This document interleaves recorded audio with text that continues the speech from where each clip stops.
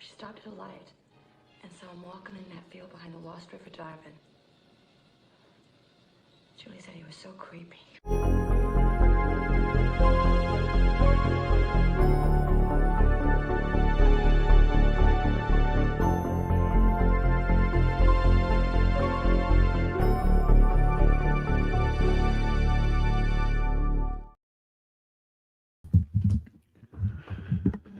Hey yo, what's up everybody?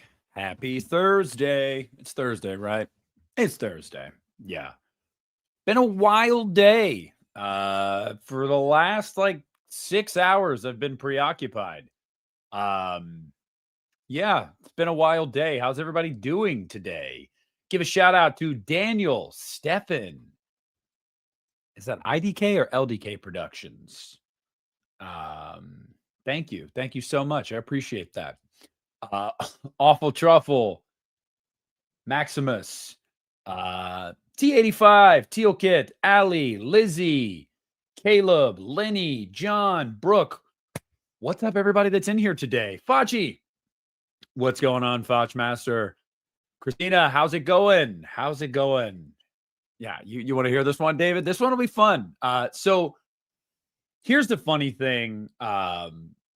Caleb, I do have a package. Oh my God. When I tell you that I've been preoccupied since I got home from work, literally walked in the door, it's been a hectic night. I need to open it. I saw it was from you though. And I was like, oh hell yeah, let's go. And then I was like, oh shit, I need to stream. So but I know what it is and I can't wait to look at it. So thank you again. Could I go get it? I don't want to leave dead air. Maybe I will. We'll see. But yeah, so the last one of these I did, Halloween, The Curse of Michael Myers. I did Halloween 5. You guys are really seeming to dig those. People are really responding in the live chat and in the comments afterwards. And a lot of people are like, yo, you got to do more of these. And actually a couple people were like, hey, you should do Halloween Ends. I was like, oh yeah, might as well just paint a giant target on my back. But I thought about it and I was like, why not? 10, 15 years ago, that would have been the same as doing Halloween 5. And I already did Halloween 5. 5 and 6 were not well-regarded films when they came out or for years after that. So, Maximus, I actually have individual videos on those ones, by the way. So if you guys are newer to my channel, because I've gotten, a good bump in subs recently because of the series I've been doing. What was it, guys? Last summer? Yeah, I think it was last summer and fall. I did a series, one fix, how to fix. It was a how to fix series. Yes. And I did one for every Halloween movie. So I have individual videos dedicated to that, Maximus. So I've got a how to fix Halloween 5. I've got a how to fix Halloween 6 video. So check those out on my channel. They're a little bit more in depth. We really flesh those movies out, and I give more than just one change. So I thought, why not? Let's do Halloween Ends tonight. Why not? You guys know I love this movie. If you're newer to my channel, you don't know that I love this movie, but I do love this movie. I have my reasons for loving this movie. I've also said from the very beginning with this film, I totally understand why this is one of those movies for a lot of people, where it's like, can't get behind it. Totally get it. You're never going to hear me be like, no, you just don't get it. No, I think people get it. I think it's just, it's not one that a lot of people necessarily wanted. It's not the direction they wanted it to go, or not the direction that they were sold on it going, because the marketing was incredibly misleading for this film. There's a lot of reasons, but basically for me, I just, I want to talk about it. I want to break it down, and I want to talk about why I think this is a good movie. And there's people that are, I would say, not fans of this movie, but they say, you know what, it's a good movie, but it's a bad Halloween movie. And I've heard that argument before, and I can see that argument.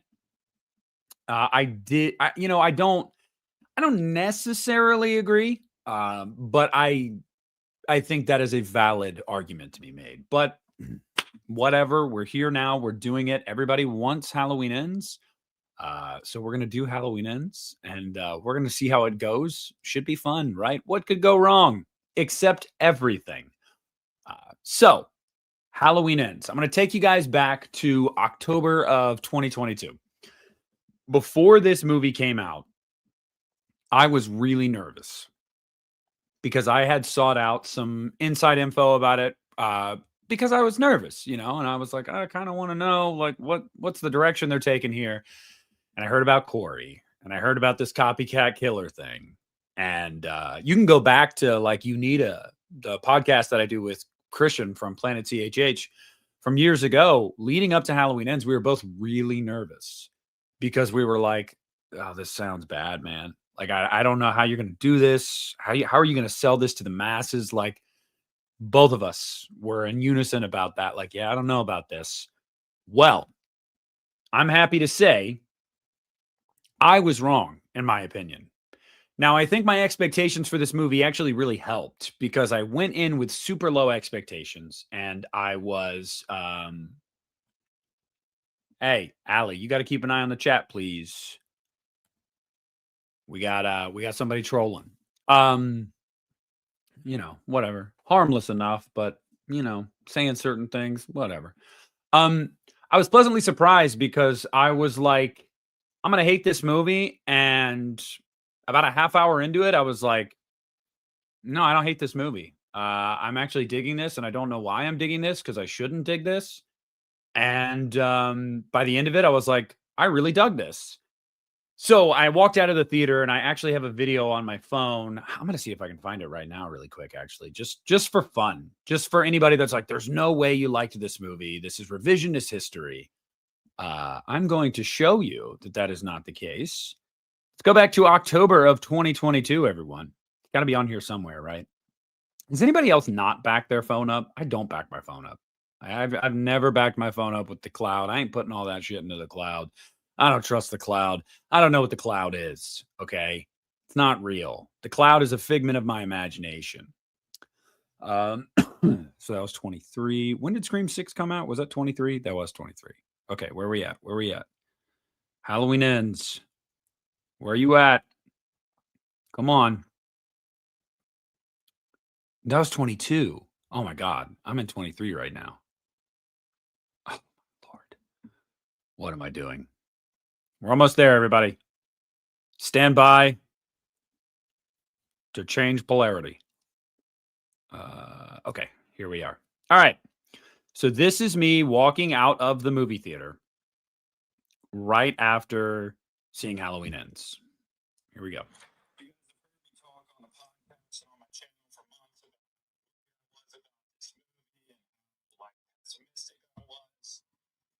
That's the best of the David Gordon Green trilogy.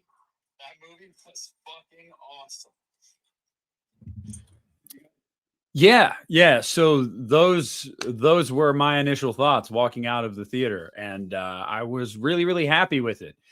And I got home and I did a review, and you guys couldn't hear it. Could you guys not hear it?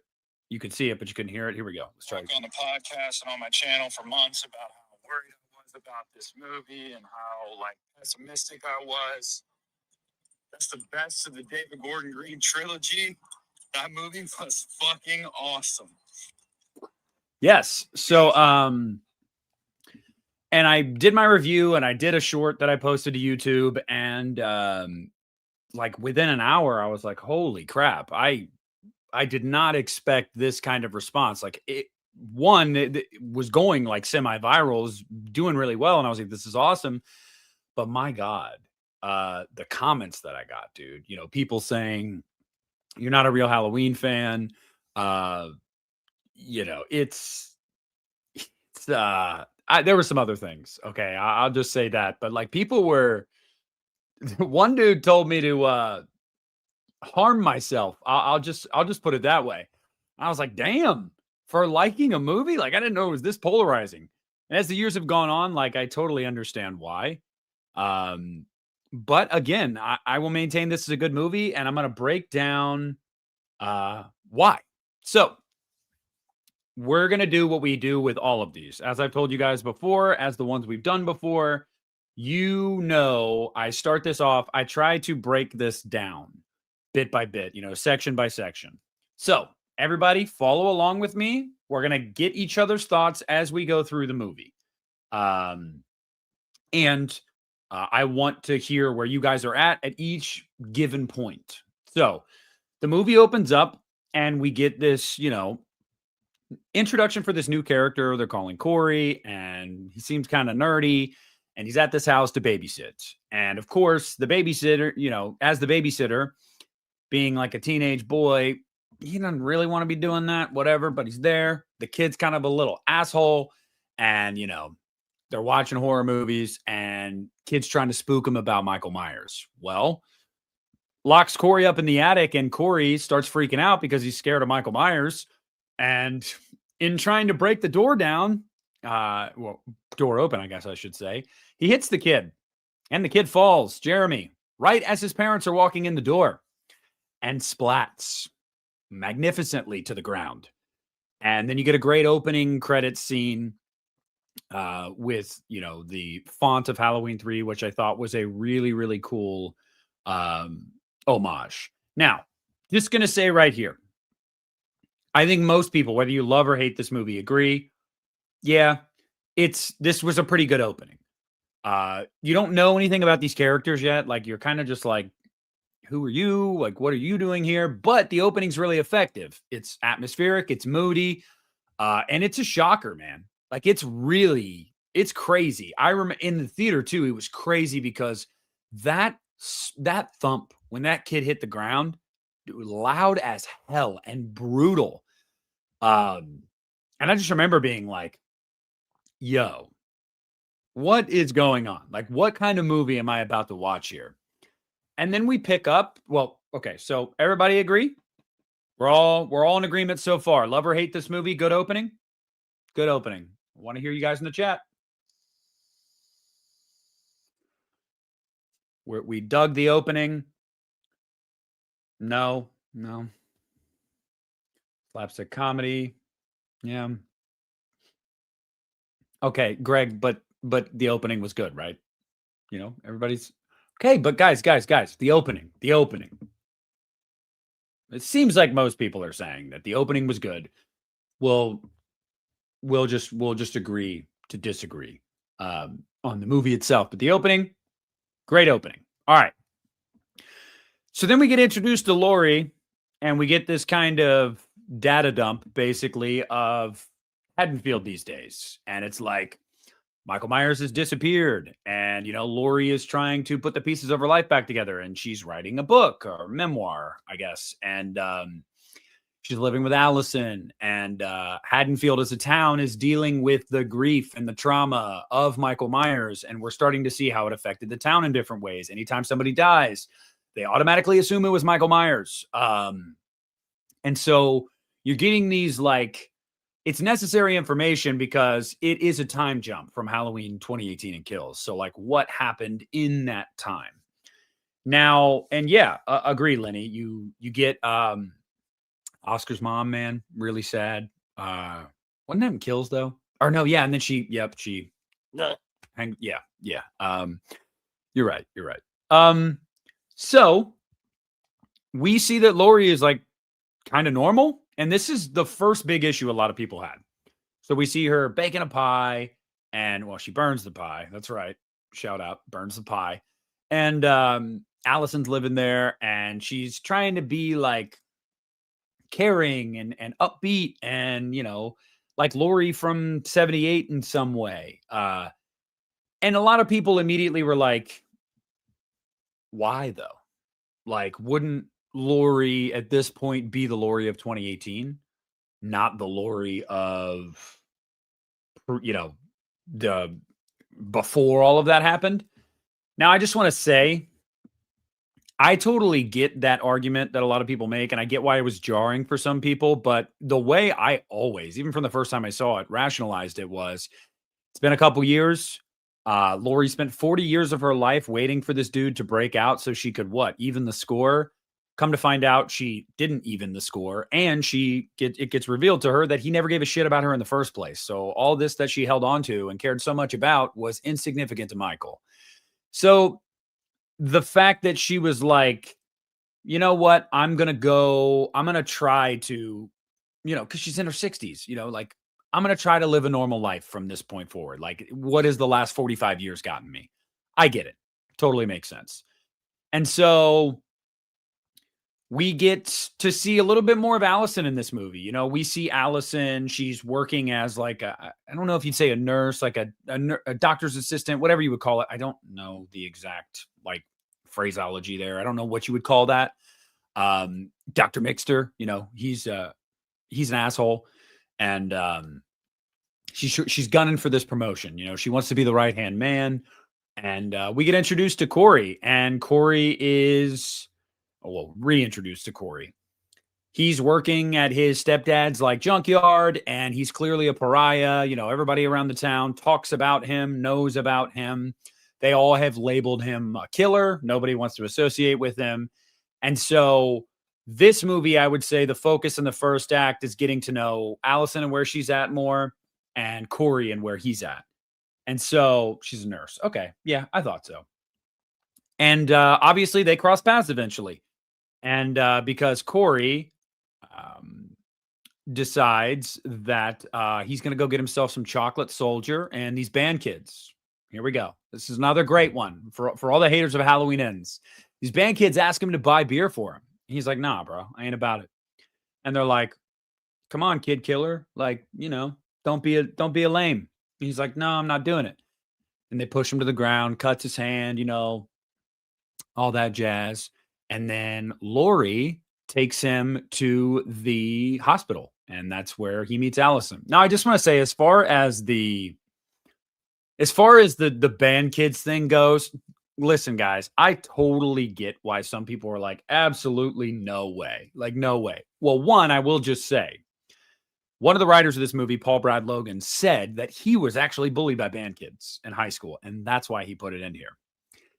Two, although I would say it's not the case for most people. Okay, I get it. Definitely a personal experience he had.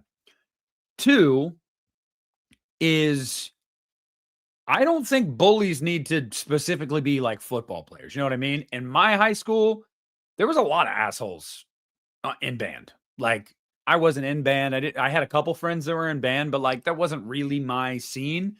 But there were some assholes in band. So like to think that there couldn't be assholes, like, you know what I mean? I just don't think it tracks. I get it. It wasn't specific to our experience, most of our experiences, but that doesn't mean it can't happen. But, whatever, Greg. It makes sense. It makes sense. What's up? What's up? Hold on. All right. So he meets Allison and they hit it off, and she stitches him up, and you can tell right away, like, there's some synergy there. Obviously, Lori was like, oh, I'm going to take him there, and maybe, this will get Allison out of the house, and get a boyfriend and move on with her life, basically.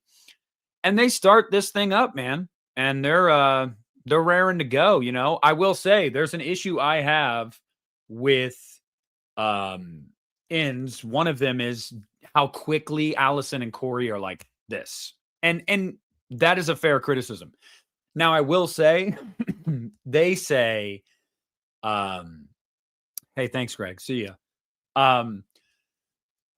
There's truth to, like, you can fall really hard and really fast. And usually when that happens, it's not legitimate. Like, it sounds good. It feels good at the time, but like it never lasts because you just kind of went guns blazing. And that's probably the situation here. But we get introduced to Michael, and Michael is living in the sewer. And, he's just chilling down there. Is he eating people? We don't know. But he's chilling down there. He's hanging out. And want to make sure. Love it first. Yes. Okay. There you go. Your 8-year-old niece bullies you. Yeah, that's possible too. My 6-year-old son, he can be an asshole. All right. Now Michael living in the sewer, I don't really, is he living there or is he just like withering away there? That's kind of what I always thought is like that old dude got his ass beat in the last movie. He practically can't even walk at this point. You know what I mean? Like, whatever. Whatever. He's just existing down there. It's not like he has like a bedroom, like here's my TV. Don't mess with the feng shui of my cave, Corey. Like, I don't think that was the case. But we get moments throughout this movie. We learn more about Corey's home life. His mom is really domineering and like super over the top and annoying. His stepdad, really nice guy, means well, but you can tell that he kind of stays out of the way of Corey's mom. Like, yeah, she's kind of crazy.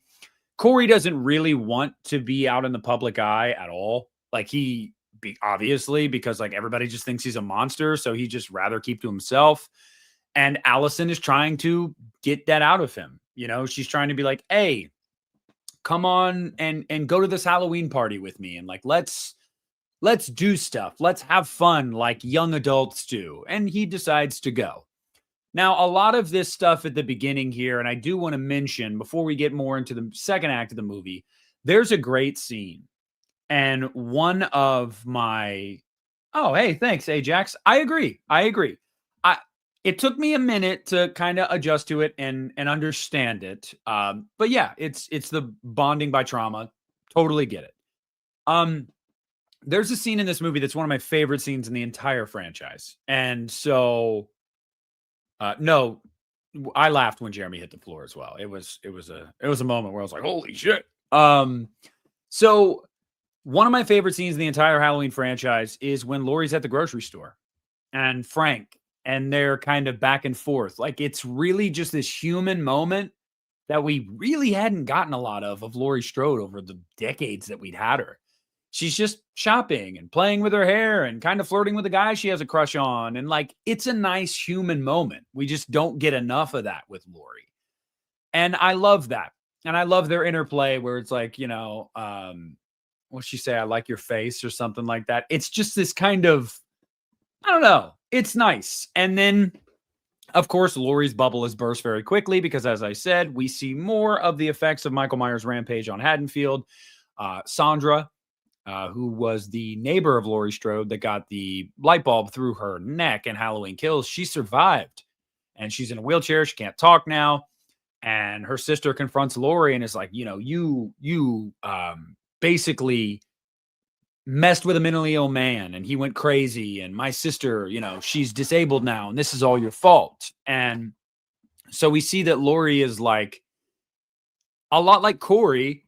She can't really show her face around town because she's a reminder to everybody else as well. So in different ways, like Haddonfield has kind of created these boogeymen now that Michael Myers is gone. Like, Laurie Strode, it's your fault. You antagonized this guy. You brought this on all of us. And then Corey, he's basically like the new Michael Myers to them. Like you're a kid killer. And so that's cool symmetry between the two of those characters. But a lot of this setup is necessary. It's necessary for you to understand where Haddonfield is as a town. It's necessary for you to understand that Laurie Strode, although she's putting on a good front, she isn't totally healed. Like, anybody that has an issue with Laurie's portrayal in this movie, I just ask you to watch the movie and pay attention to the character of Laurie and some of the interactions she has. She's not totally healed. She's not totally normal. She hasn't buried it. She puts on a good front for a while, but at the end of the day, that Laurie is still in there. Until she buries that boogeyman, it's always going to be there.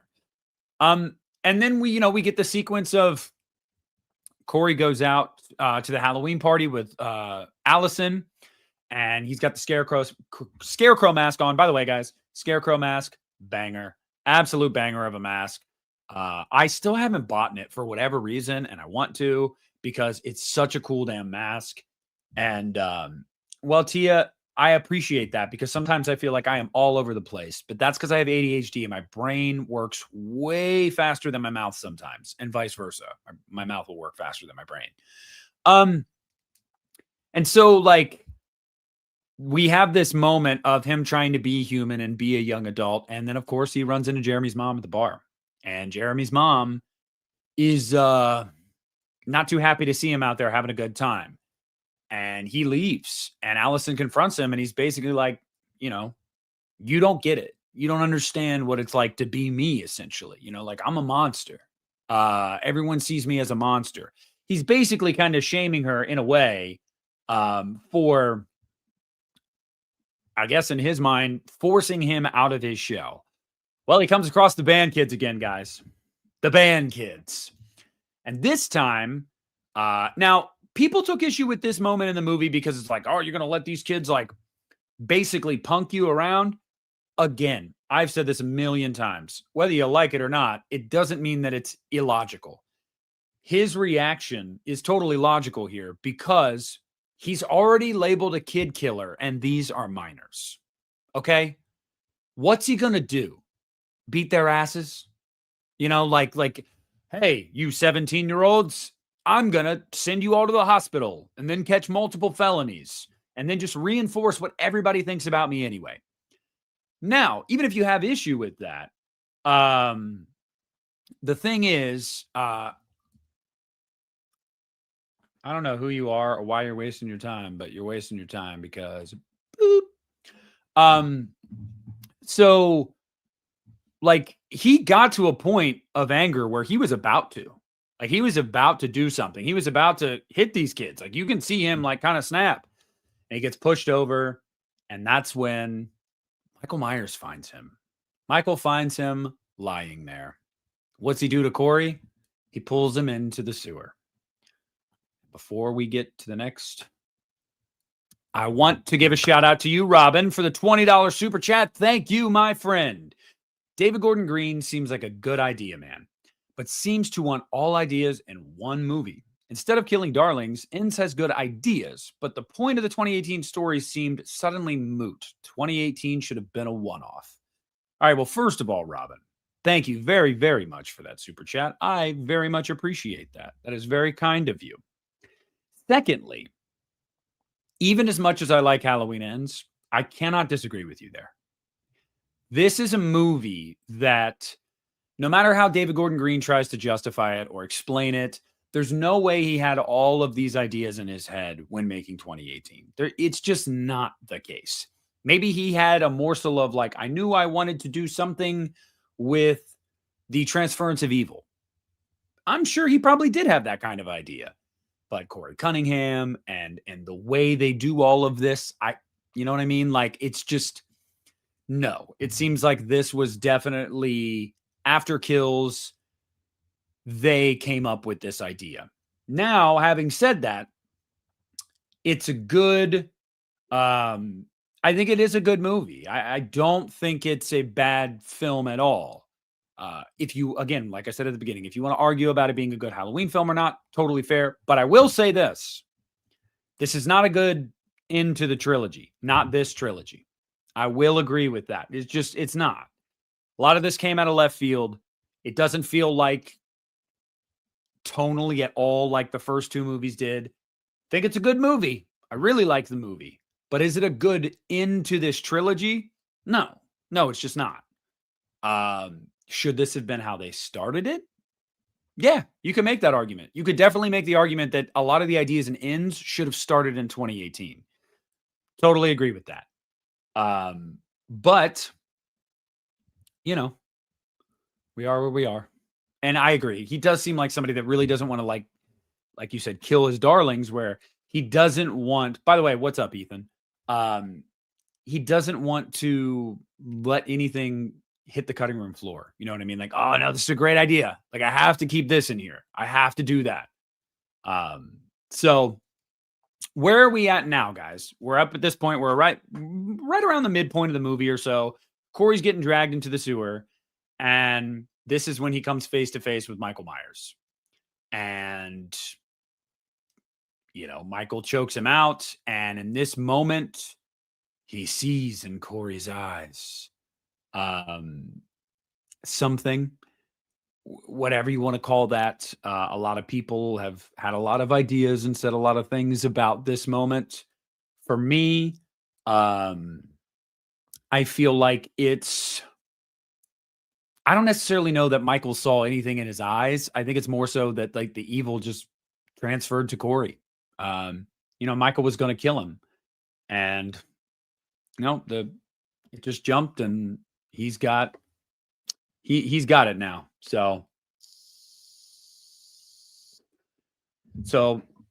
at this point, guys, especially if you're a hater of this movie, like I'm genuinely curious, where are you at? Were you hating the movie yet? Or were you like, no, I'm still on board. They've done some things that are, maybe I wouldn't have done. But like overall, I think I'm still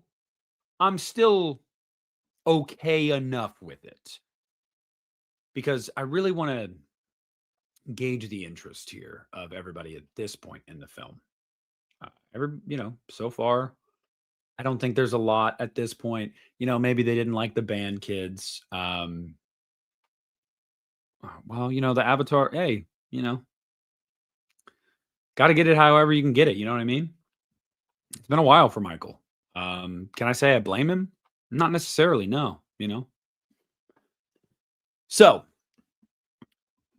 then we get one of my, the killing of the homeless guy thing is kind of stupid. I'm going to be honest with you. I never really cared for this. Like the homeless guy is like, he lets you live, like go in there and get that mask. And Corey kills him. I mean, Corey did the right thing. You have to kill the guy. Pretty sure if I'm not mistaken too, guys, on one of those cement pillars of the bridge, isn't there a penis spray painted on there? Tell me if I'm wrong, guys, but I'm pretty sure there's a wiener somewhere on one of those pillars. Could be wrong, but I think there was. I think so. Somebody let me know. I know somebody else has probably seen it, or maybe I'm just I'm just creating this in my head. That would have been a much better cameo, Byron. Much better cameo if Nick Castle had been the hobo. I don't know if it had peanut butter on it. It better have. You got to keep these things in universe. But Corey goes home, and he's basically just looking at himself in the mirror, and he takes a shot. By the way, those drawers, buddy, disgusting. You can't tell me that's just from being in that sewer. Nuh-uh. Corey, wipe, brother. Wipe, my brother. Like that's some dirty ass drawers.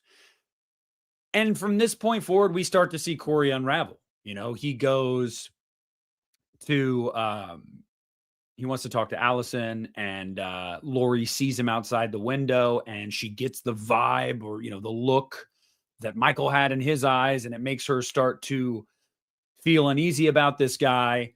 And Allison, if anything, she's not recoiling at all. She's being drawn further into Corey at that point. Like, this is really where their trauma bonding starts to take off. He did shit himself. And from this point forward, this movie is pretty much go, go, go. There's character moments with Lori. Lori goes and sees Lindsay at the bar, and she's telling Lindsay all about it. By the way, I saw somebody mention this earlier. I knew there was a wiener. T. Parker. Hell yeah.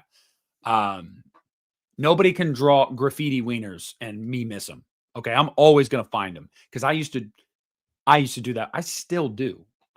We had a work conference on Tuesday all day in Cincinnati, and they gave us like these booklets and stuff. And like at one point, I was just anyway. And I'm 31 years old, by the way. Yeah, my bosses don't watch this. We're good.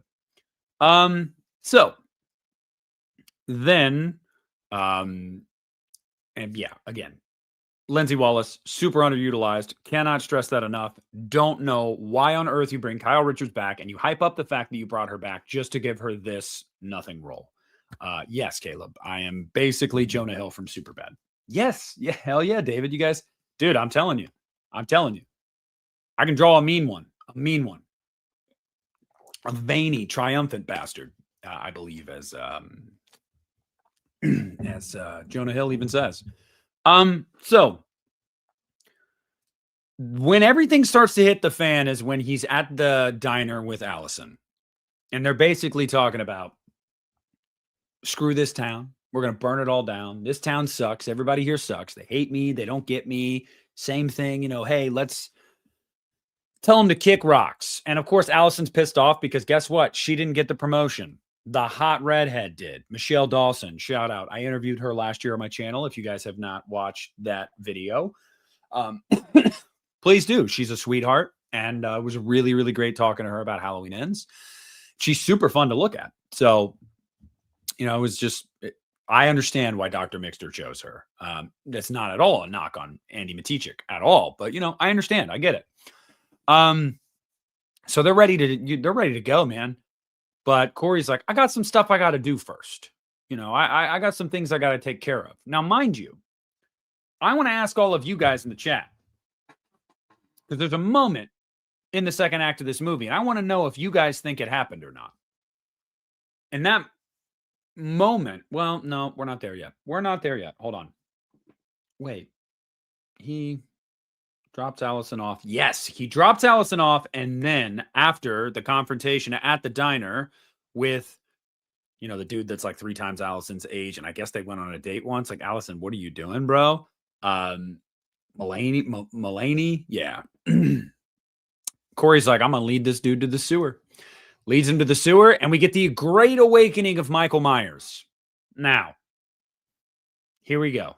Okay. A lot of people had issue with this scene because Corey is basically like, I mean, he explicitly says, what does he say? Teach me how to do it or show me how to do it. Something along those lines. And that is a little on the nose. We'll totally give you that. But this scene was awesome. I mean, in the theater, the way this sequence, everything in the cave, the way this thing is photographed is just gorgeous, man. The blues, the greens, like, love everything about it. And the fact that Michael, like, he's like almost one with the wall, you know, like he has to like bring himself to like be somewhat of a human again. And when he gets that first stab in there and he does that shimmy, like, oh, dude, in the theater, I literally smiled from ear to ear in the theater. And I was like, oh, shit. Now, at the time, I thought it was like a power up, you know, like a charge up. And I still, in my head, I'm like, yeah, I agree with that too. Although the writer said it was more like him getting his jollies, like serial killers do. Like, it's like they get that taste for blood again, and it just kind of, it's a shock wave through their body. But either way, however you want to explain it, was awesome. And then we're off to the races, man. Corey and Michael just killed a dude, and Corey and Allison are getting a little bit closer, and they get a lot of bit closer. And let me tell you something.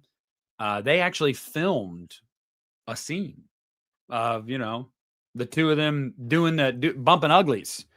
And David Gordon Green said they cut it out because it bogged the movie down. It wasn't necessary. You son of a bitch. Okay. It's not even about Andy Matichik. Rowan Camp. No, I'm just kidding. But yeah, they actually did film a scene and he said they cut it out. So don't know if it would have really worked in this movie, but we've had scenes like that in Halloween movies before, and it doesn't really take too much of the focus away from what's going on. So whatever. But Laurie confronts Corey. Now, I want to ask you guys, because there's still debate about this, believe it or not.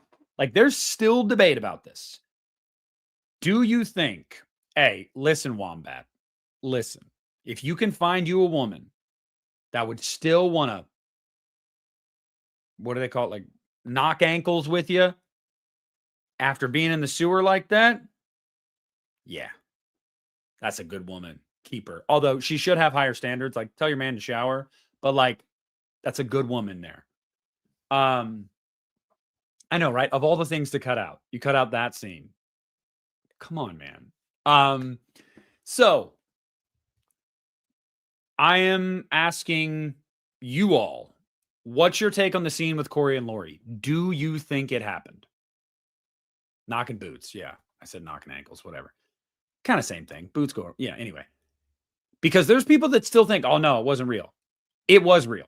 And I think it's pretty, yeah. Okay. T. Parker. Yeah. And I watched that too. And David Gordon Green said in the commentary, there's still, I'm telling you though, I know you've seen it online where people are like, did this happen or not? It happened.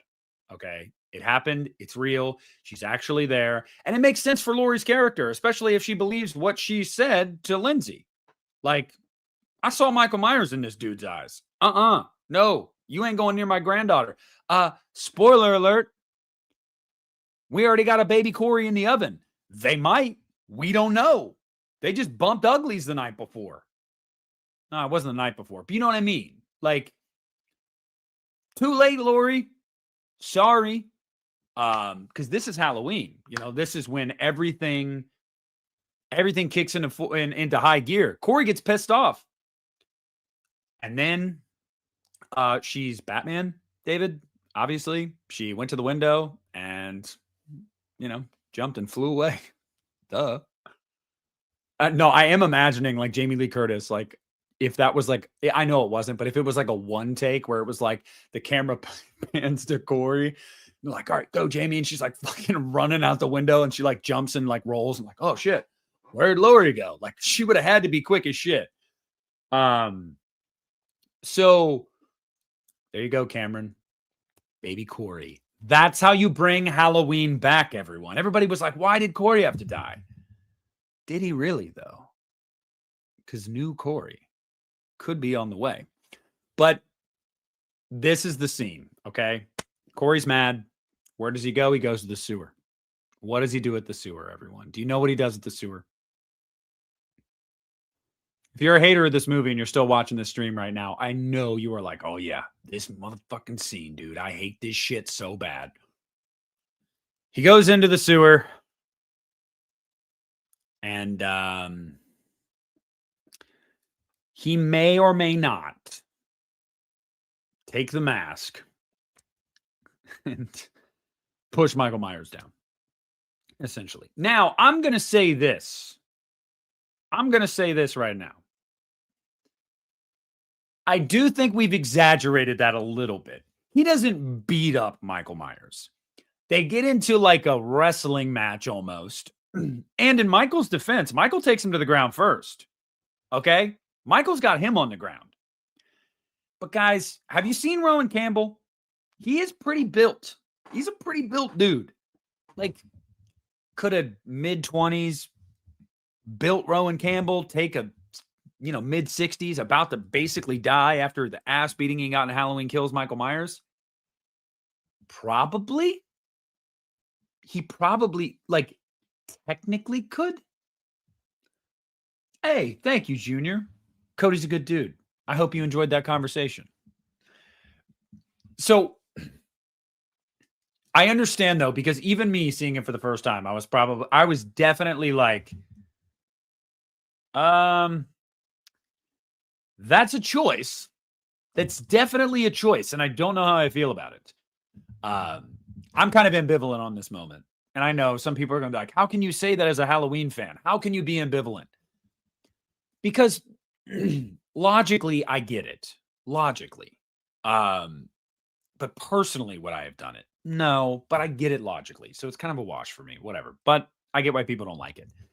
And then Corey goes on a rampage. And look, love or hate Halloween Ends. And I know there's some of you still watching right now. Like, David, you're not a big fan of this movie. I know. And Robin, I know you're not a huge fan of this movie. Be honest with me here, though. Like, let's be real here. This shit's pretty sick when Corey goes on the rampage. There's some great kills here. Junkyard sequence. Awesome. Genuinely awesome. And, like, the blowtorch kill, fantastic. Like, top tier. Hey, what's up? What's up, Mark? We're just getting into Corey's rampage. This is great stuff. Kills his mom, although we didn't really get to see it. There is a deleted scene, though it's still not the way I would have really liked to have seen it. Like Corey, man, he's going for it, brother. And I gotta say, the music too. This is my favorite score of the trilogy. Totally agree with you, T. Parker. Best cinematography, best score of the trilogy, in my opinion, hands down. Now, that's not a knock on the other two because, like, they all three are fantastic scores. I mean, genuinely, like Cody, John, and Daniel Davies knocked it out of the park. But this stuff's awesome, and that blowtorch, I didn't talk about. I know, David. I didn't feel like it was super necessary to mention the nasty ass cup of milk with spaghetti sauce all over it, but that's a real thing. Absolutely disgusting.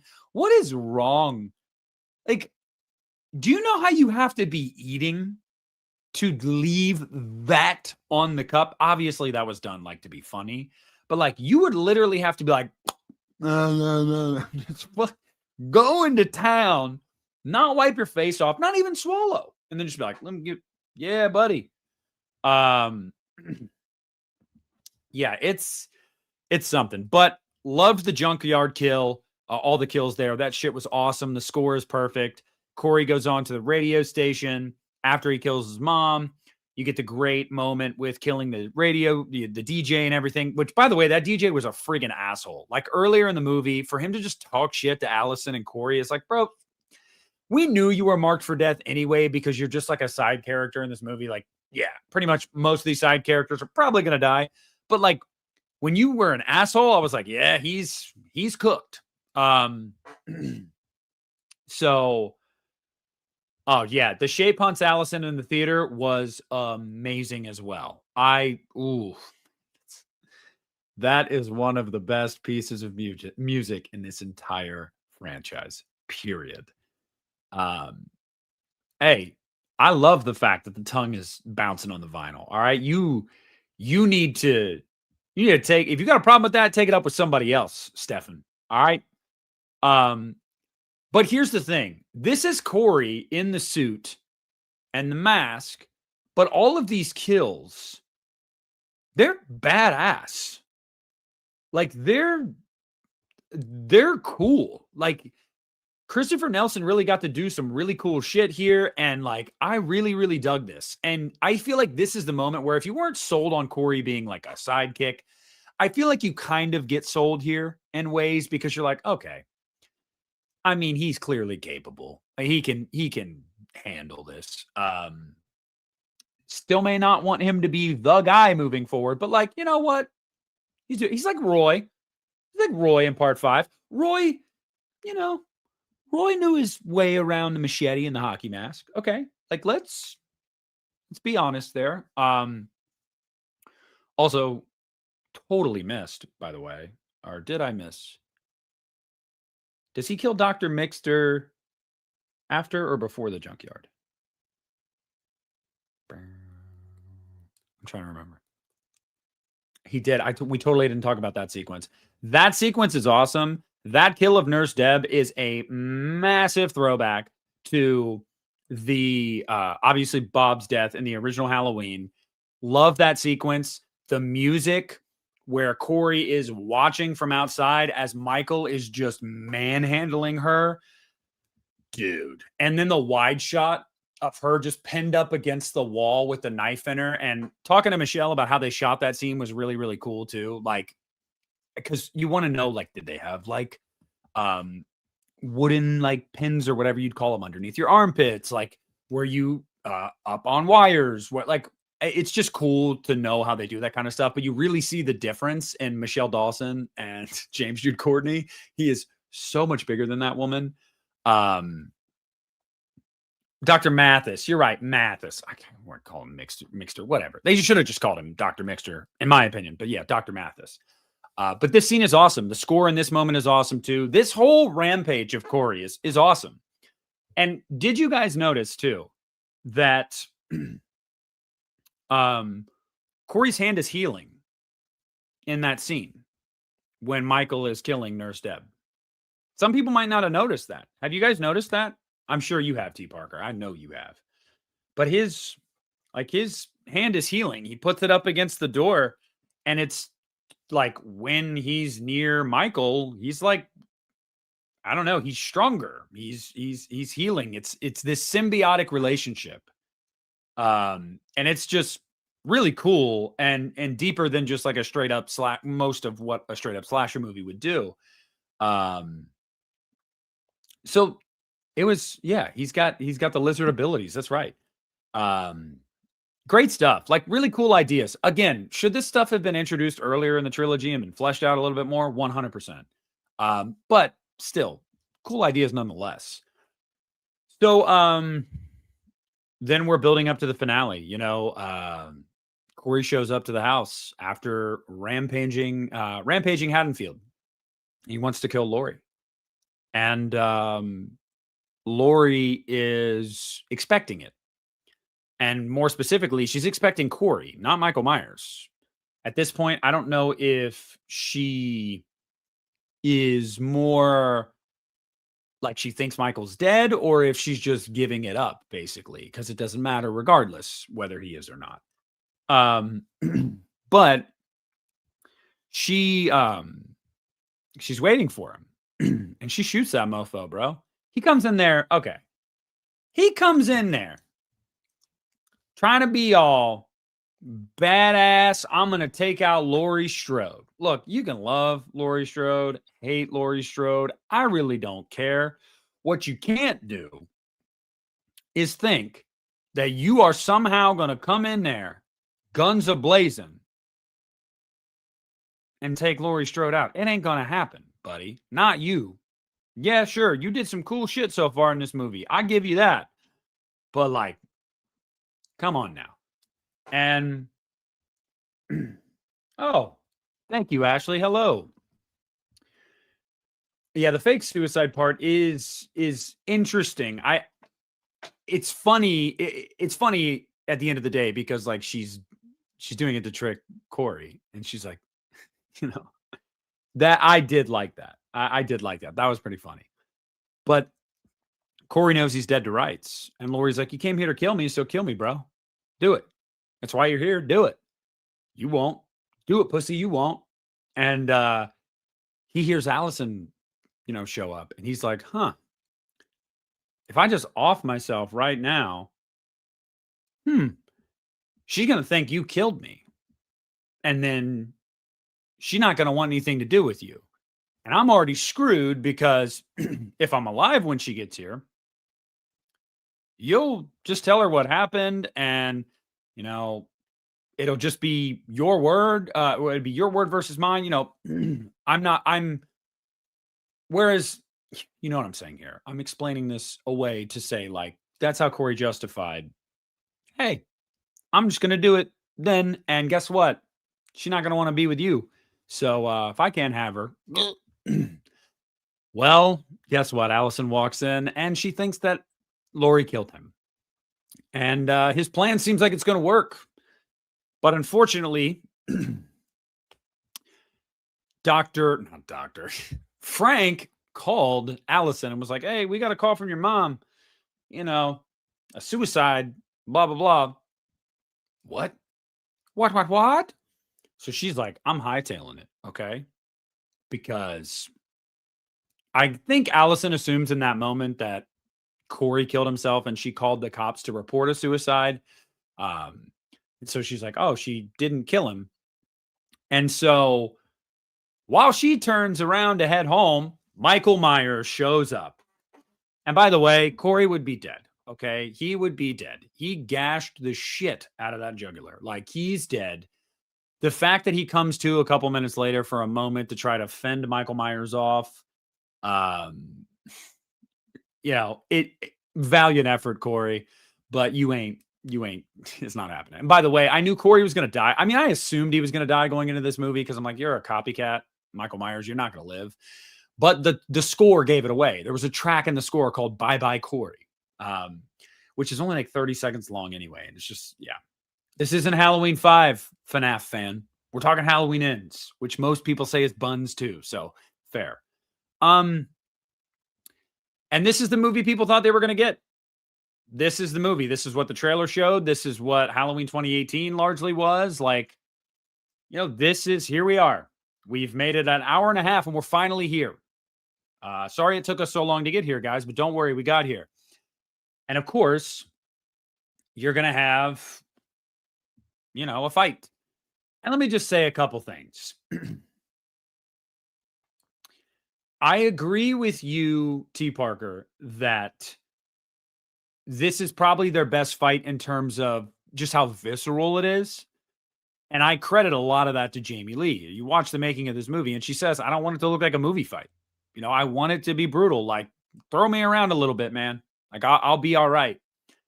And you can tell, like it's pretty brutal. I dig that. They definitely seem like they're giving each other, their best punch. Here's the thing though. I didn't really need it. You know what I mean? Like I get that it had to happen. Like this is naturally where the movie was going to go. But I didn't really need it. I think I was digging this movie so much because I was really sympathetic to the character of Corey Cunningham. I thought that Rowan was giving a really good performance. I thought Allison finally had something to do aside from just deliver one-liners here and there and run. Like she actually had more character in this. I really love the portrayal of Laurie. I liked looking at how evil infected the town and how everybody responded to that. There was a lot about this that I really, really dug. So to get this fight of Laurie versus Michael Myers, again, you understand why it happened, but I just don't think it needed to. Like it just wasn't, it didn't do anything for me. It didn't add anything to this movie. At the end of the day, I was just like, yeah, that had to happen. And of course, they just had to write some of these lines like what you say, like, I used to think you were a boogeyman. I think that's what she says, but you're just a man. And she like slices his wrists and stuff, and he bleeds out and he dies. And whatever, it is a really cool moment. One of my favorite moments in this movie, though, is right before he dies and he grabs her throat before Allison comes in and saves her. I think that the moment where we're seeing flashes of Laurie v. Michael Myers and, the original Halloween and stuff and over the years, that was really cool. You're just a man who's about to stop breathing. Yeah. Not a huge fan of that line. I guess it's not terrible, but like, meh, whatever. But this is a cool moment. And then, yeah, who was it that said, was it Christina or Allie? Someone said something about the crowd surfing. Yes. Then we get the procession. Now, what do you guys think about the procession? On the one hand, symbolically, I understand its relevance. Like, oh, it's the town of Haddonfield burying Michael Myers, essentially putting that behind them. And it's like the necessary closure for all of them. Like they need this as a town to finally heal. But at the same time, it's like, what, everybody just got a notification. Like, was it on Twitter? It was someone like, yo, Michael Myers is dead. Meet at the junkyard in 10. Everyone was like, oh, shit.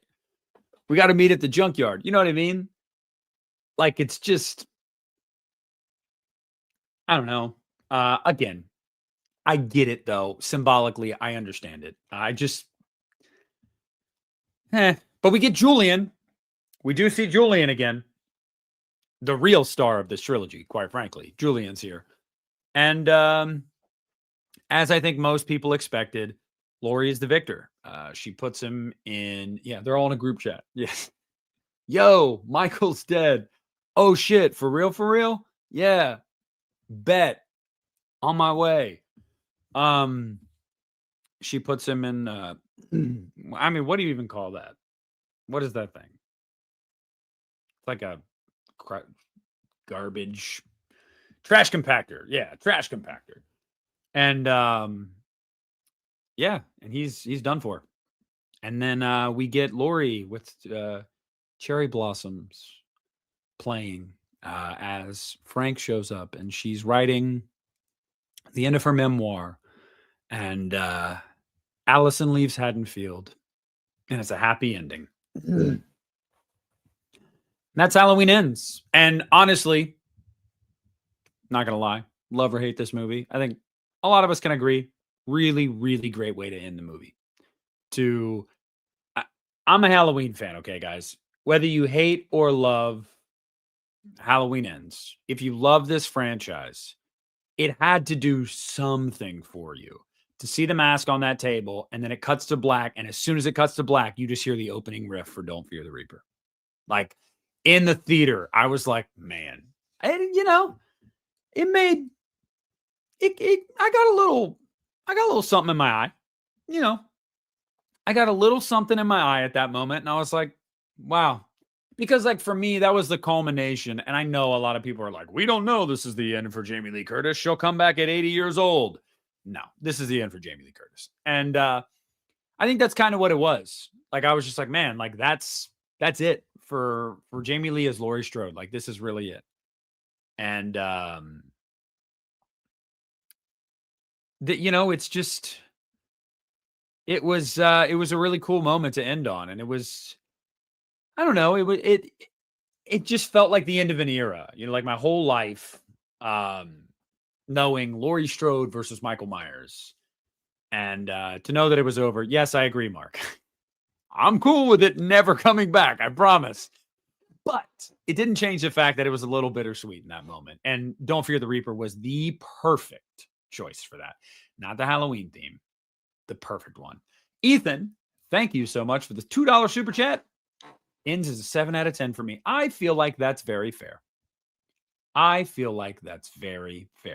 Gerard, I'm going to push back on that, by the way. And thank you again for the super chat, Ethan. I don't know how great. It was an era that had ups and downs. It was an era that had Halloween Resurrection in it. Okay? Like, sure, it wasn't canon in this continuity, but like Laurie Strode, Jamie Lee Curtis v. Michael Myers, Resurrection was in that era. And I'm good on that movie.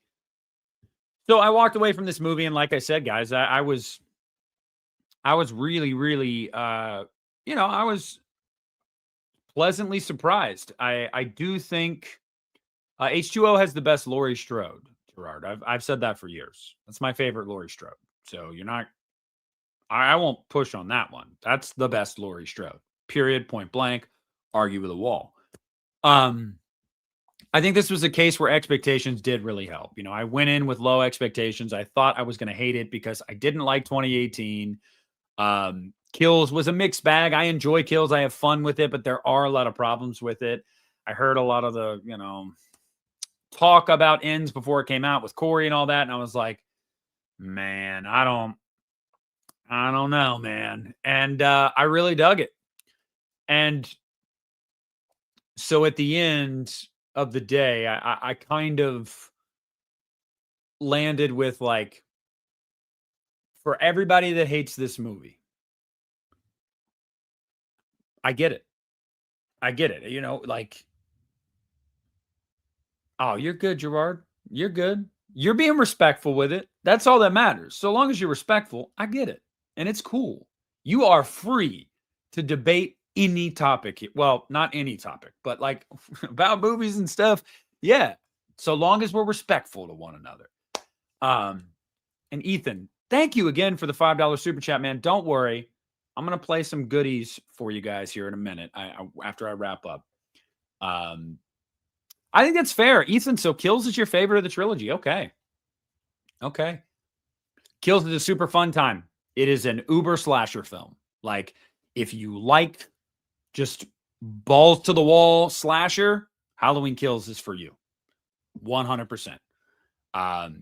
Totally get it. By the way, seeing all those filming locations was really cool. Guys, if you're newer to my channel, I have a video from, what was that, guys? 2-3 years ago? 2-3 years ago, I went to North Carolina and I saw all the Kills filming locations. And if you didn't know, I got a piece of burnt wood from the foundation where the house was, where they actually burned Laurie's house down.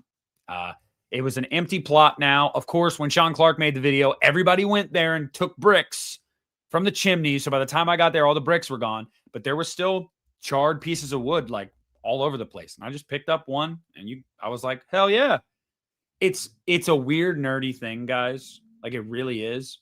But that little piece of charred wood was on screen. Every time I watch Halloween Kills, I'm like, I have a piece of that house burning. That's pretty cool. So, I don't know. But thank you, Ethan. No, FNAF fan. We cannot do that. Not here. Sorry. It's not the space. So So at the end of the day, like, you got to, Robin. And honestly, I was pissed that Sean made that video and then everybody took all the bricks. I'm like, you're a dick, Sean. Give me a brick. You should have taken a brick for me.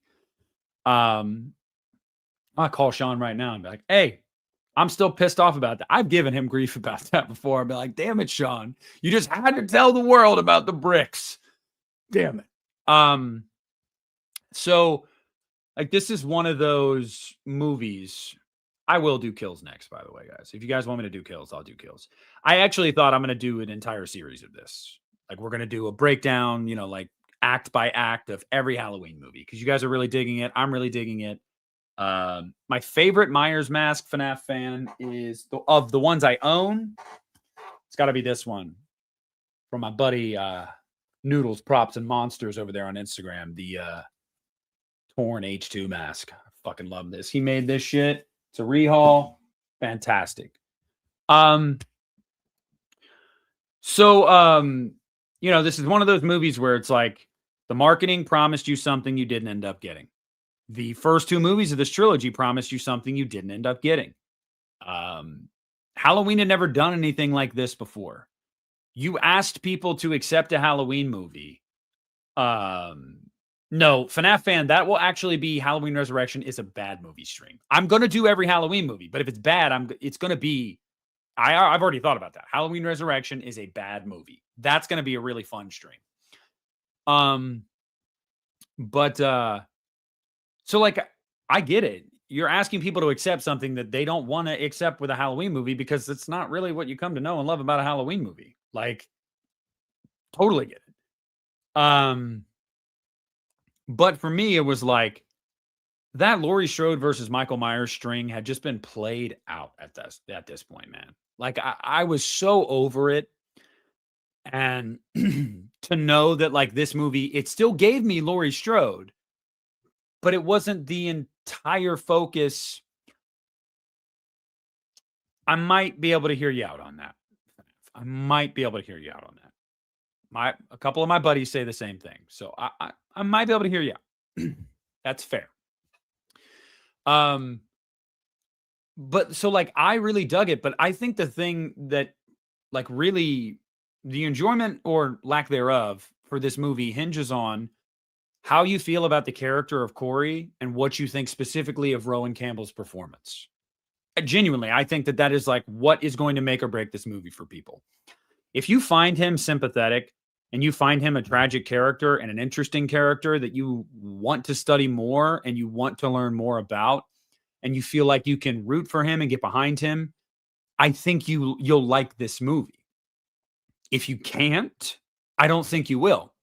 If you can't, then you're probably somebody that's like, you know what? I really dug the third act of this movie, but everything else, no thanks. And that's fair. But Rowan sold me, and I thought the character was a really well-written character. Now, to the same side of the coin there, you should have introduced that character earlier. You should have fleshed this character out over this trilogy. It's just a fact. This was the last movie in this series at the time, at least, and you knew that. And you just dumped all of this into one movie. For the character himself, he deserved more. There's a lot of nuance to that character. There's a lot of layers to that onion, and I would have liked to have seen. I have not met her, Dan, not yet. So I think it should have been introduced earlier. But FNAF fan, I have a video on my channel where I did this for every Halloween movie last year called How to Fix Halloween, so-and-so, how to fix I have specific videos dedicated to each Halloween movie. So look up my How to Fix Halloween 2018 video, and you will find all of my issues with Halloween 2018. But, at the end of the day, I just really dug so much about this movie. Like, I think objectively speaking, it's the best looking of this trilogy. I think it has the best score of this trilogy. I think it has the best Jamie Lee performance of this trilogy. I think it's the only movie in this trilogy that actually tries to tell a story, like a full-fledged story. Do you think the story was given the short shrift, like they should have introduced it earlier. Fair, but it is a plot. You know, Halloween 2018's plot really isn't a plot. It's Laurie Strode's waiting for Michael Myers, and Michael Myers gets out, and we're gonna kill her. Like, they're gonna face off. Like, that's the plot. Halloween Kills. Michael Myers is still on the loose, and the town's freaking out, and they want to kill him. So a bunch of people are gonna die. Halloween Ends is the only one that is like, okay, let's actually tell a story here. So, like, I think on an objective level, like performance wise, score wise, you know, filmmaking, plot, or you know, the actual presence of one, like this is a technically pretty good movie, guys. Like, I really do think it is. The question becomes, what about as a Halloween movie? Now, for me, I'm one of those people that's like, well, I love Halloween 3. And there's people that'll say that's not a Halloween movie. I mean, it is. Yeah, it is a Halloween movie because it's Halloween 3. Like, it doesn't have Michael Myers, but it's in the franchise. It's called Halloween 3. So, like, if I can say, yeah, I didn't, whatever, like, I love that movie. That's a Halloween movie. Yeah, I don't think that Michael Myers chasing Laurie Strode for an hour and a half makes it a good Halloween movie. But you know, it's just one of those things where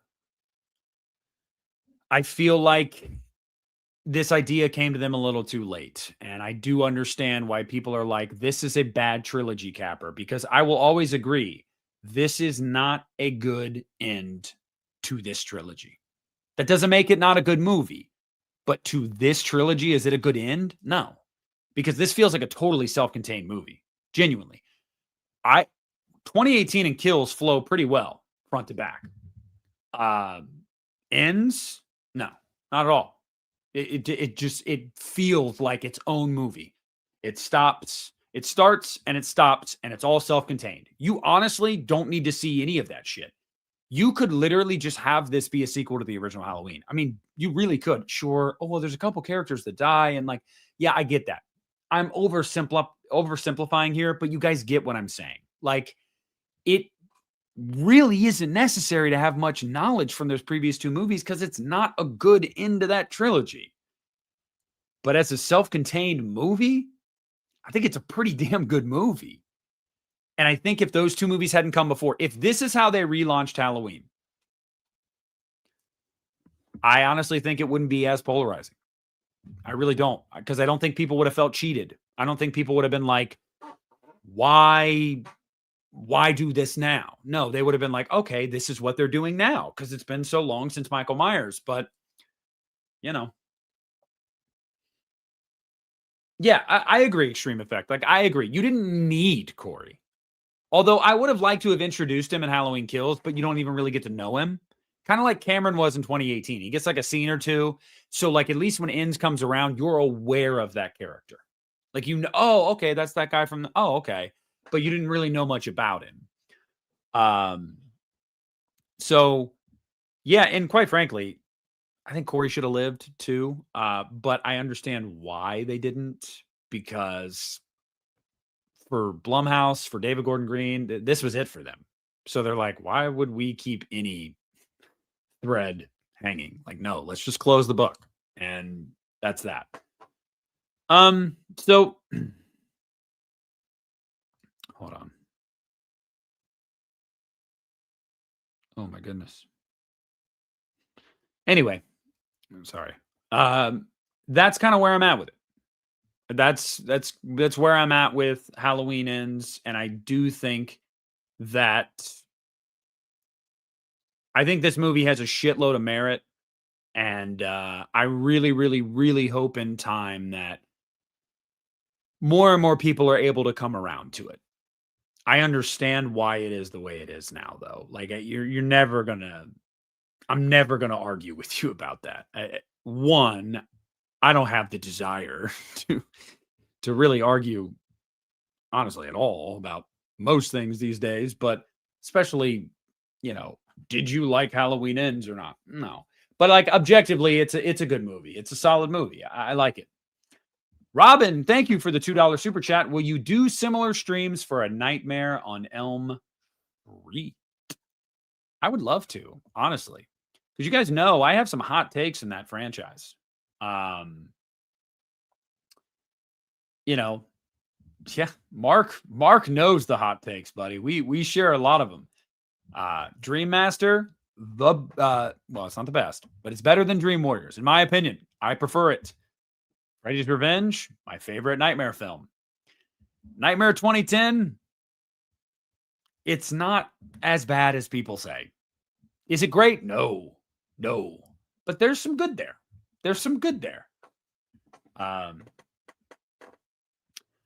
Yeah, Extreme Effect. I do. I think if it would have been Cameron, it would have been more accepted because we knew the character. You know what I mean? So like, yeah, I do think, I really think that's the biggest thing is like, if people just knew this person, it just came out of left field. They're like, who, what, when, where, why? So the CGI is bad, David. There's some good shit in that movie. There really, really is. Am I a fan of the Ends mask? Absolutely, Caleb. My buddy Noodles Props and Monsters, again, shout out. He's actually rehauling me one right now. He messaged me last night and was like, dude, I want to rehaul an Ends mask for you. And I was like, okay, man, let's friggin' do it. And by the way, Caleb, I didn't grab the box to open it on stream because I want to do a video for that, actually. So I thought about it and I was like, no, I told Caleb I would do a video. So why would I do that? No, I'm going to do a video. But yeah, other hot takes I have in the Nightmare franchise, Dream Child is honestly has some of the best ideas in that entire series. And if they had just taken like 2 to 3 more months to write that movie and like make it, I think it could have been one of the best Nightmare movies. Like seriously. Yeah, so yeah, I mean, it's I may have 2 now. Caleb, what? Yo. Now I got to open this box, man. Oh my God. I love the Ends mask. You guys are too kind. You're too kind, damn it. But I appreciate you. Oh man. Now, I'm really excited.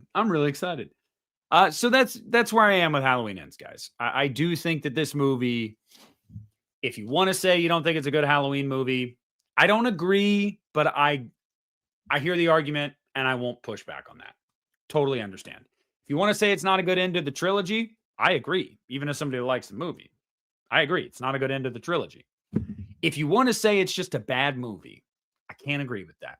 I just think objectively, there are so many things in this movie that are just better than even 2018 and Kills, where I cannot agree with that. I do not think this is an objectively bad film. But it's not a good end to a trilogy. And the jury's still out for a lot of people on whether it's a good Halloween movie. But again, I love Halloween 3. So I think it's a good Halloween movie, damn it.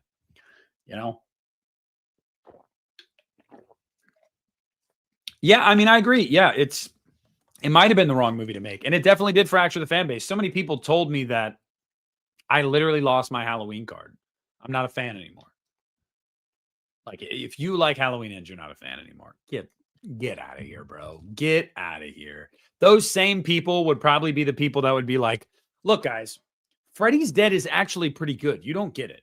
You know what I mean? It's like, shut up. Just shut up. We have different opinions. That's okay. That's not the end of the world. Wouldn't it be boring as all hell if we all agreed? Like, just, yeah, I agree with you. What are we, NPCs? Like, come on, bro. No. Though I will say, the response to this movie definitely played a role as to why I think it is causing an even longer delay in the future of the Halloween franchise. Like, I really think something would have been announced by now if this movie had been a little bit more well received. I did, Mothra. I did get, I didn't get death threats. I mean, I got a couple people telling me to off myself. So, you know, I did have one person tell me though, that if they ever saw me at a convention, because of my liking Halloween Ends or whatever, they'd slap me silly or something like that. I can't tell if it was like a joke or not, but I was like, okay, Make my day.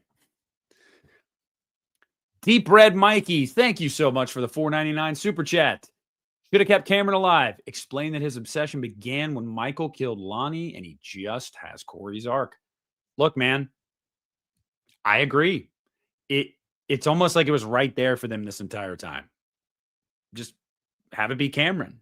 You know what I mean? Like, and as a couple people mentioned earlier too, I think it would have just been way better received that way because this wouldn't be a character that came out of left field that we didn't have any exposure to prior. Like, come on, guys. It was right there. It was right there. And they were like, you know what? No. And by the way, I actually liked Cameron in Kills. And I hated him in 2018. They really did a good job saving that character in Kills. Really, really liked him. But yeah, Rowan Campbell's my dude. So thank you so much for the super chat, Deep Red Mikey. I appreciate you. You're newer around here, aren't you? I'm pretty good with faces and names, and I haven't seen you around here a lot. Did you recently find my channel? If so, welcome. Byron asks, if Ends did really well at the box office or on Rotten Tomatoes, could we have possibly had a new movie, let's say 2 to 3 years later after Ends? Yes. If this movie had been like 2018, 200 million or so, yeah, you would have had another movie in production already, 100%. They looked at the diminishing returns and they looked at the fan and critical reception and they were like, you know what? It's probably good that this is the quote unquote end, at least for right now. So, that's why. See, Deep Red, I told you. I noticed when people are in the streams and I was like, I haven't seen him around a stream before. Pretty good. I'm pretty good with that. Okay. My channel isn't Cody Leach or anything. Okay. Like, I could understand somebody that size. Like, I can't keep up with faces and names. I'm still pretty good at it for now. But we're about to crack 15,000, guys. I'll probably crack 15, 2 or 3 days, something like that. So really excited for that. That's because I cracked 10 in like October. So pretty cool. 15,000. Never thought. I can tell you that. I remember when I got super excited for 1,000. I had 1,000 subs and I was like, this is amazing. 1,000 people. Like, and now I'm about to crack 15. That's wild. It's been a long journey. But it's been fun. Thank you, Bay Area Throwbacks. I appreciate you. It's fun, man. I don't know what it is. Jaden reached out to me. And by the way, guys, I'm going to be recording with Jaden on Saturday. So if you've missed Jaden and I, don't worry. We'll be back on Saturday to record something, but I'm not going to tell you what. But he reached out to me the other day. He's like, I hate to give you credit. He says that kind of shit all the time. But he's like, but yeah, this one change to improve series you got going on is a pretty good idea. I'm like, you know what? Every now and then I stumble upon a good idea. Like last year in the summer, I had a really good series going where I saw a ton of growth on my channel. And then this one change to improve series is really doing well on my channel and I'm seeing growth with it. So it's like every now and then I just like back into a good idea and I'm like, oh shit, that worked. Okay. David, thank you. David's been around for a while. I really appreciate you, David. You've seen some of the growth over the years, and I really appreciate you. You're always commenting. Always you try. I know you try to make it in the live chats. I don't know if you're across the pond, so I know with the time difference it might be difficult sometimes, but I appreciate you. Oh, Chris is a great guy. Chris Stanley. Yeah, he's a great guy too. We connected not long ago on Instagram because I think he found my channel. Yeah, great dude. Yeah, I would definitely say his channel is a little bit better than mine. I will give him that credit. But yeah, really, I think I found him actually through him talking about Scream 7, if I'm not mistaken. Yeah. Thank you, David. I appreciate that. But yeah, it's I I happen to stumble upon good ideas every now and then, and it's very, very it's more rare than I would like it to be. You know, my life would be a lot easier if I stumbled upon great ideas consistently, because then I could have quit my job by now. Because YouTube would be paying the bills. But you know, all good things take time or something like that. I don't know, something like that. So, but you guys make it all worth it. I mean, seriously, like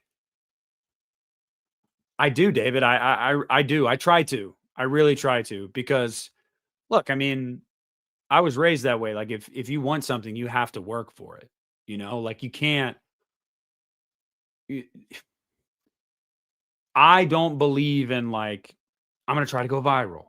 Oh, it didn't work. Okay, here in a couple weeks, I'm gonna try to go viral again. I don't believe in that. I don't believe in the clickbaity. Like it's not really my thing. Like I believe in the grind. You know, the long haul. I feel like that makes the rewards so much, no pun intended, more rewarding when you reach them, because you feel like you really earned it. You know, you didn't dupe people into it. You weren't like just coasting off of whatever was popular at the time. Guys, I posted a video today about Poltergeist in April.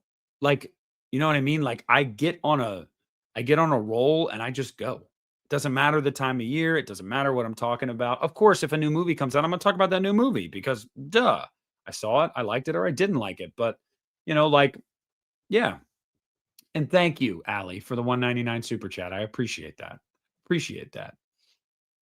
You guys are great, man. You guys are great. And look, Mothra, you're absolutely right. But like every YouTuber every now and then will do a clickbaity title. There's nothing wrong with that being the title or like a thumbnail or something. However, so long as you actually talk about what you are baiting people with. I hate when someone will make a video and it'll be like,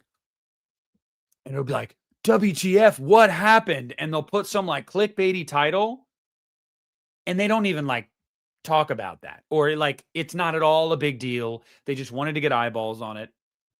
Look, I get it, man. I get it. Everybody's trying to find a nut.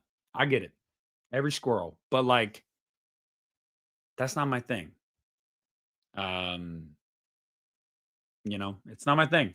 And sometimes I feel like uploading it like every day is too much. Sometimes I'm like, are people going to be like, geez, dude, chill. I can't keep up with your videos. I have people like Christina. She's been a sub of mine for years. And she'll tell me, she'll be like, I'm a couple videos behind. Then I feel bad because I'm like, shit, yeah, it's because I upload like every day. Shit, that's my bad. I'll see somebody that normally watches, like Stefan is really good. Stefan is really good about being one of the first to comment on my upload. Stefan, I don't know if you have notifications on, but shout out to you, man, because you're always one of the first comments. And I'm like, there he is. I notice these things. I do. I notice these people. And sometimes I get behind on comments. Like the other day I had 700 YouTube notifications and I was like, yeah, this is daunting. I don't know how I'm going.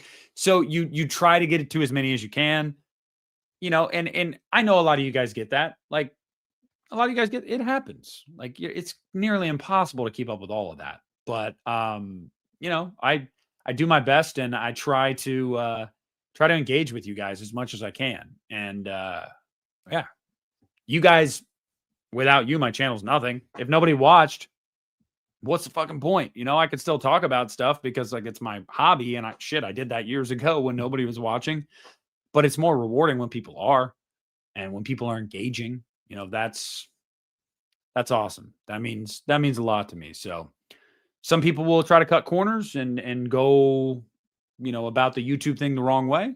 And that's not me. I have always put my head down and done it the hard way. What's that song? I did it my way. That's right. I did it my way. And, whatever. Some people, I don't know. It's cool. Any reason why hundreds of videos and live streams are delisted now? This live wasn't even on my homepage, and I can't see so much of you and Christian's videos anymore. I don't know. Mark, they should. I don't know. I mean, I've heard over the years that people will be like, I feel like I'm not getting notifications for you right now, or like YouTube is like shadow banning you from me right now. I've heard those things over the years, but like, I don't know. That's now I'm wondering things. I'm not happy about it. So, guys, let me know if that happens for you. Shit. Mark, you're going to give me anxiety.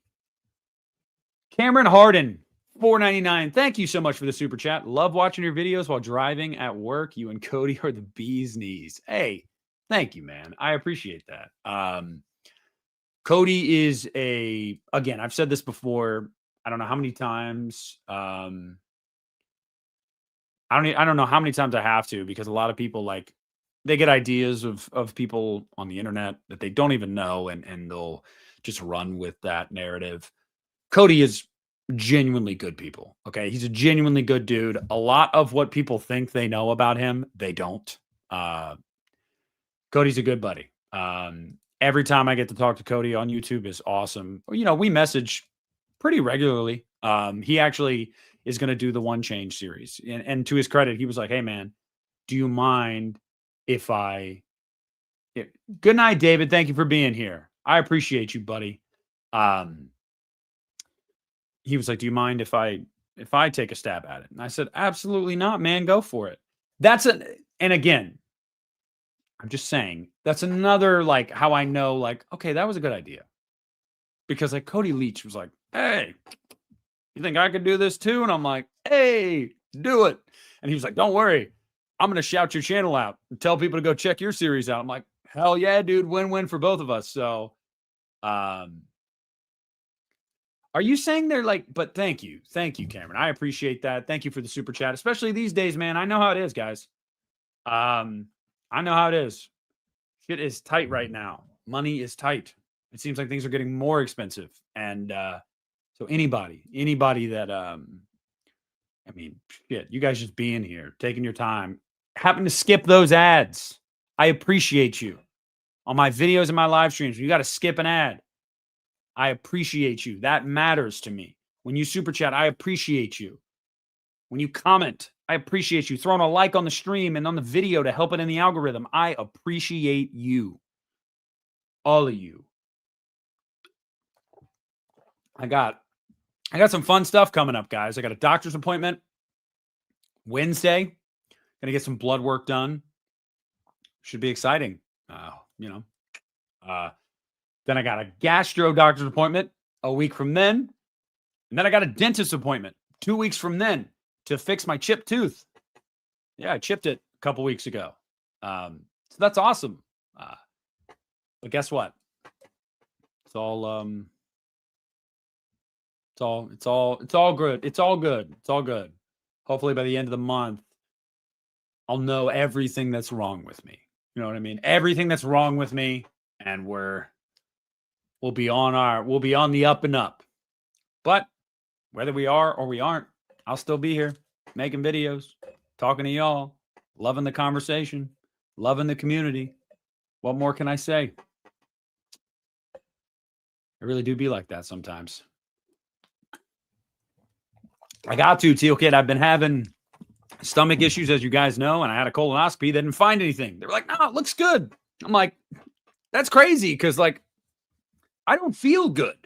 So they're like, okay, well, we're going to have to run blood work then and make sure you don't have like any autoimmune disorders like lupus, or, my sister has lupus. So got to run some blood work, find out if there's, nothing going on there. Then the gastro is just a follow-up after the colonoscopy. Just to, hey, how you feeling?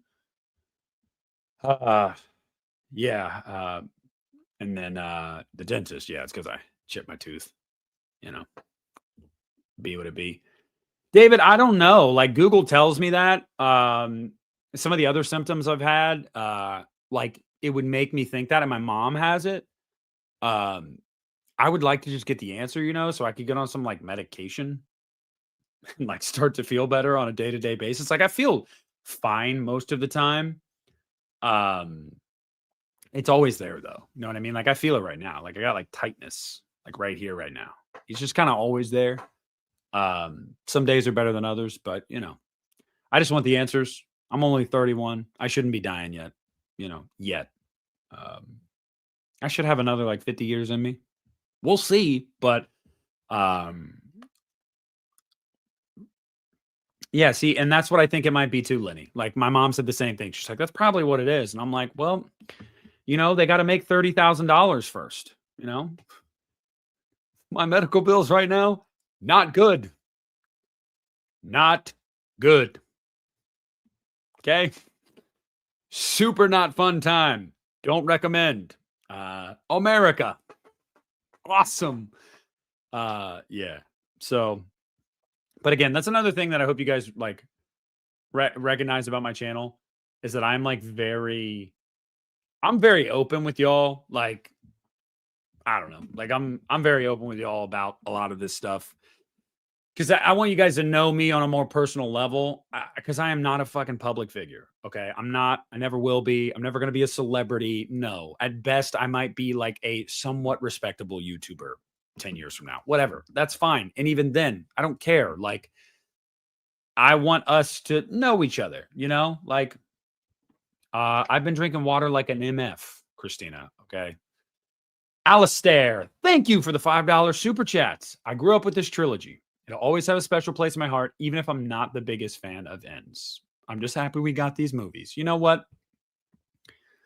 You are the type of person I think about all the time. No, David, it was a camera. It was colonoscopy, buddy. I was asleep. They put yeah. Oh yeah, it was a whole tube, brother. I've talked about, this kind of Halloween fan a lot that grew up with this trilogy. I've said in many videos over the years, like I have to understand that like for, a newer generation, this is their Halloween. This is their Michael Myers. So like sometimes when I'm harder on these movies, I'm like, man, maybe I need to be a little bit easier on them because like to this newest generation, Gen Z and I think what Gen Alpha was the next one. Like this is their Halloween 1978. This is their Halloween H2O. I grew up on H2O. H2O was popular when I was a kid. So like H2O Resurrection, like that's why I have such an affinity for H2O. I know it's a supremely flawed film, but like, yeah, it's just kind of one of those things where I have to remind myself of that. Like these movies introduced an entire generation, tens of thousands of people, millions of people to Michael Myers that had never been exposed to him before. And that's really, really cool. As my favorite character in horror and my favorite series, I'll never be upset that that more people got to know Michael Myers. So, and thank you. Thank you for the super chat. And thanks for being in here tonight. You're newer. I don't know if I'd seen you in a live stream before. I don't know if I'd seen you in one. But yeah. I appreciate that, man. I do. And I don't know if you're a man or a woman. I call everybody man. Okay, so just saying. Everybody's man, bro, dude, but I appreciate you. And RBS, no, nobody's ever told me I look like Dax Shepard. I don't think. I don't know if I sound like him. I mean, I appreciate that. I like Dax Shepard. So if somebody says I look like Dax Shepard, I'm going to be like, oh, you know what? FNAF fan, you are crazy, bro. You are crazy in the chat tonight. You are absolutely crazy in the chat. Funny enough, T85, I thought I wanted to be an actor, like when I was a teenager. I can cry on command, okay? Like I can do it. No, I'm not doing it right now. I know some smart ass is gonna be like, do it, do it, do it. I'm not doing it. But I don't know. I don't think I have the look, Caleb, I don't know, man. I don't even know if they're going to get out of this round. I honestly said last night, my brother was like, they win. I was like, no. And I think they're going to be the first team to blow a 3-0 lead. Genuinely serious. Like, I really do think they might blow it. You know, Luka getting hurt sucked. It's a real bummer. What could have been if he didn't get hurt? But, you know, there's always next year, right? That's what they always say. Accidentally calling 911. You don't want to do that. You definitely don't want to do that. Oh, well, I appreciate that. I mean, I like his voice. I have heard a lot over the last 6 months or so that my channel, over the last 6 months, guys, my YouTube channel has gotten like 6, 7, 8,000 subs. Like I've doubled in size. And with that audience, like, you know, turning out and finding me, I've gotten so many comments from people talking about, oh, I love my voice. Yeah, or I love your voice. I love your voice. You're like, I love hearing you talk. The other day I got one that honestly made me laugh out loud when I saw it. It was like, I disagree totally with this guy, but oh my God, I love listening to his voice. And I was like, thank you. That's honestly a really big compliment. Like I appreciate that. Like I can get people to watch me and hear me out, even when they're like, absolutely not. You're so wrong. So yeah. No, Allie, I do not look like Jamie Bauer. No, he is. Hey, what's up, Preston? How you doing, buddy? That man is chiseled from the gods. Not me. I'm just a Bill. Oh man. What was that called? Schoolhouse Rock? What was that called? Preseason NBA game, I'll take it. That would pay more than my job right now. So I'd love to do preseason.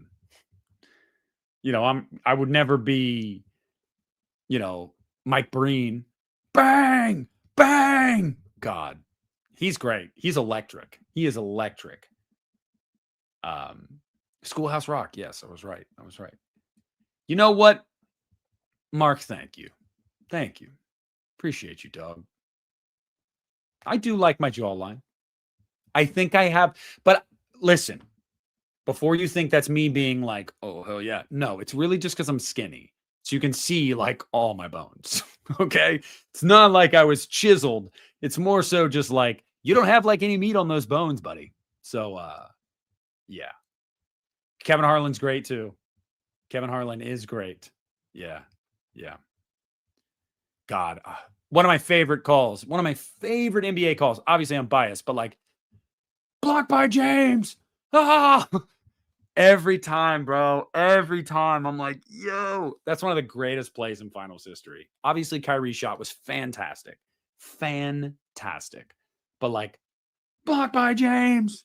Oh, or well, he goes, oh, blocked by James. Yeah, that shit. It is like, I watch game 7 of that finals like once a year.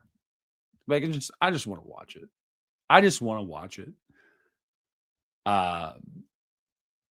It just brings me happiness, And if the Lakers could get like a true big, and Luka wouldn't get hurt, they could win another championship before LeBron retires. They could if Rob Pelinka just make one more really solid move.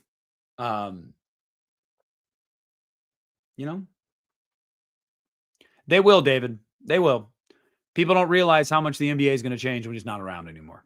And it's not going to be good for the sport. It really won't, because he's been the face of the NBA for 20 plus years. So love him or hate him, it's not going to be the same. And it was, I don't know. There's still great players. Don't get me wrong, but like, he's kind of the ambassador for the league right now. Hey, Junior, own it. If people give you compliments on your hair, we need to, like, as a society, as human beings, we need to be less harsh on ourselves. Okay? Like, seriously. I have one ask for all of you guys watching right now. And this has gone longer than I thought, and we're no longer even talking about Halloween ends. That's fine. This is just a chance for me to talk to you guys. one ask for every single one of you. We all can be like super critical of ourselves. I mean, I have so many things. I have like little to no confidence in most things.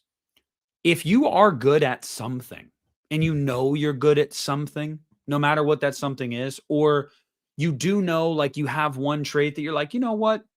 That's not bad about me. Own that shit.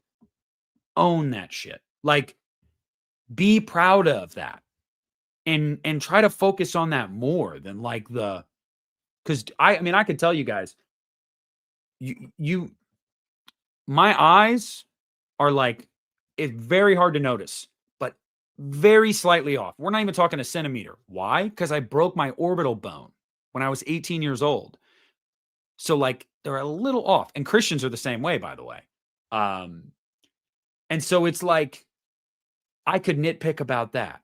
Or I could nitpick about how when I broke my nose when I was in 5th grade, and like it's never going to be totally symmetrical again. Like you can tell when I'm looking up. Like there are so many things that I could just like look at on myself and be like, that's not great. Like, I'm not really happy about that. So, like, why though? Like, why fixate on that? Why hyper focus on those things? I know it's crazy to say, but like, you got good qualities too. It doesn't make you conceited in any kind of way to be like, you know what? This isn't half bad about myself. Like, okay, I've got a lot of problems. I got a lot of things that people don't like, but this is okay. Screw it, dude. Who cares? We're all on this floating rock in the middle of fucking space, and we're all going to, 100 years from now, nobody's going to remember us anyway. Who gives a shit? Own it. Just like I don't know, man. Like, it's okay. We are so hard on ourselves all the time. Life is hard. Living is hard. Like, there is so much about day-to-day life that just gets to be a lot. Bills and sickness and aging and death, like of our loved ones, and so many trials and tribulations that we have to go through. At the end of the day, for what? Whatever money you make or don't make in your life, you can't take it to your coffin. Even if you are super influential, people aren't going to remember you 100, 200 years from now. The grave where you're buried 200 years from now, there's going to be a super fucking Walmart there. You're going to be dust. From dust you came, and from dust you'll return.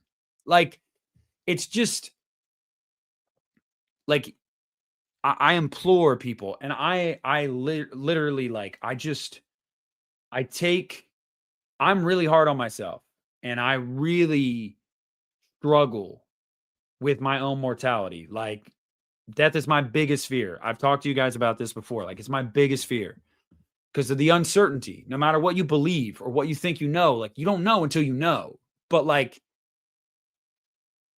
I gotta remind myself all the time, like, take a step back, bro, and just like enjoy a moment or enjoy a thing, or try not to be so hard on yourself sometimes. Like, no, we're not, Mark.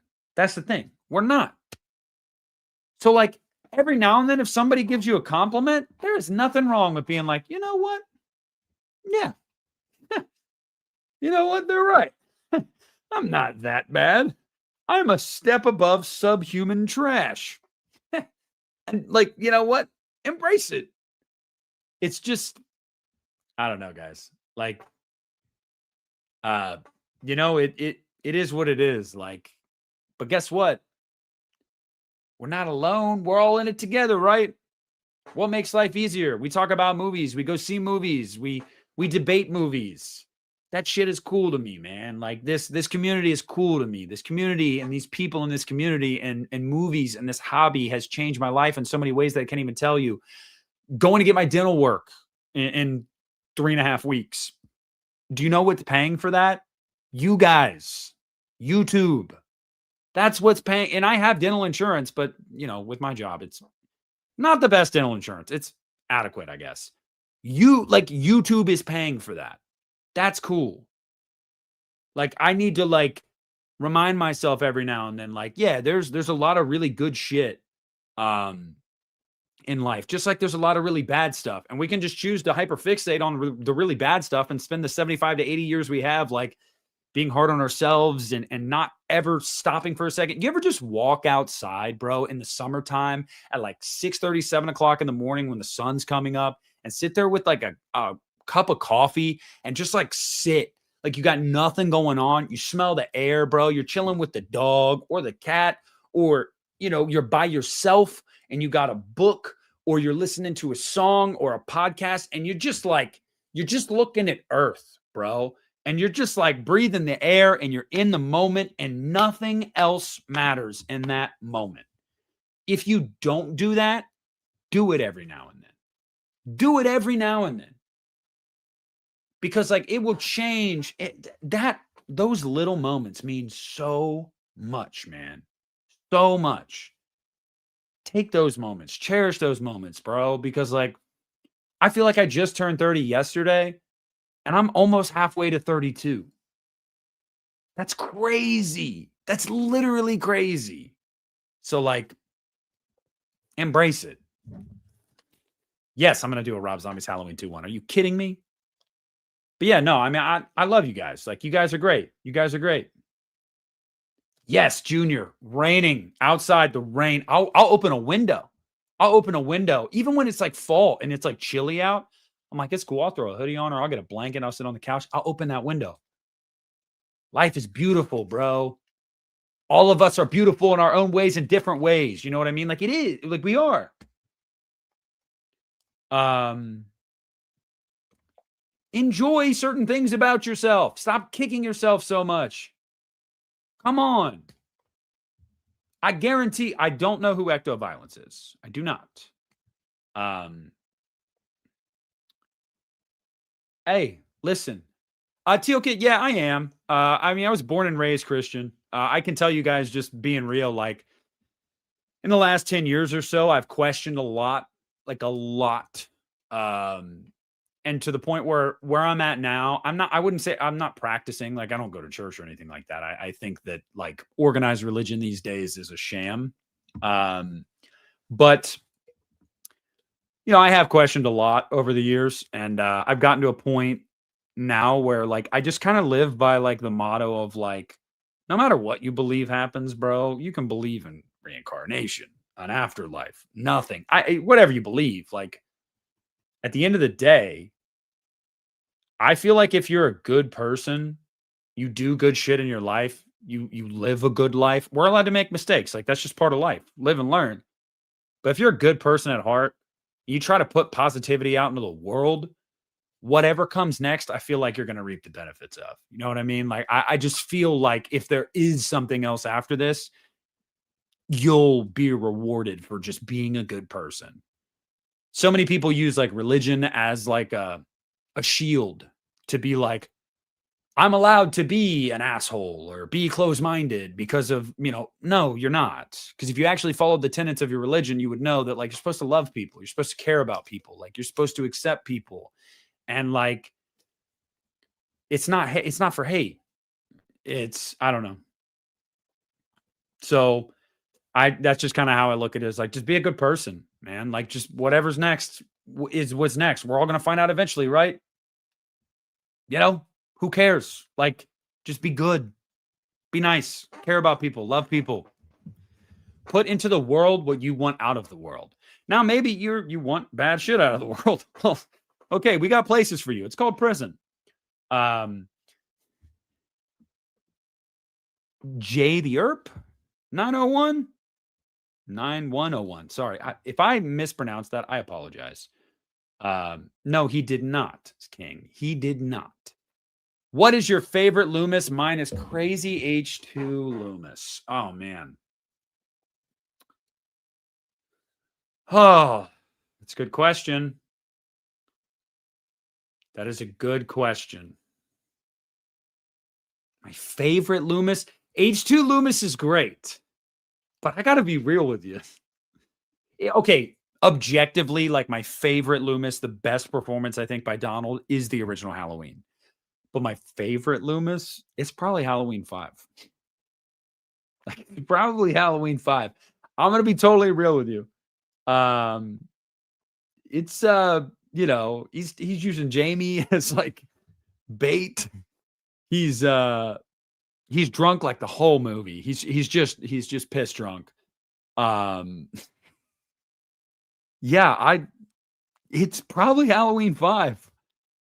And I know that is crazy. Like I know some of you guys are probably like, "Bruh, you did not just say Halloween 5." I did. I did. I did. Yo, dude, the Hawks got their shit kicked in. Oh my gosh. Imagine winner go home game, you lose by 51. Holy crap. Yeah. Yeah. He died in February of 95. Yeah. 2 months after I was born.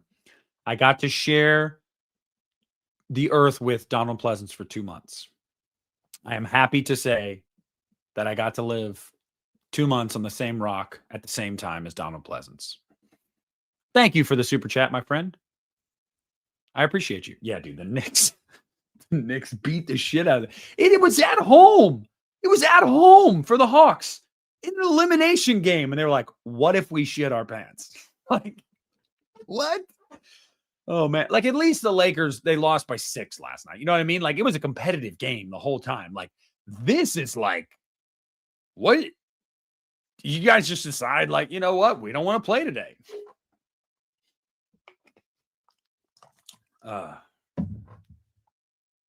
Yeah.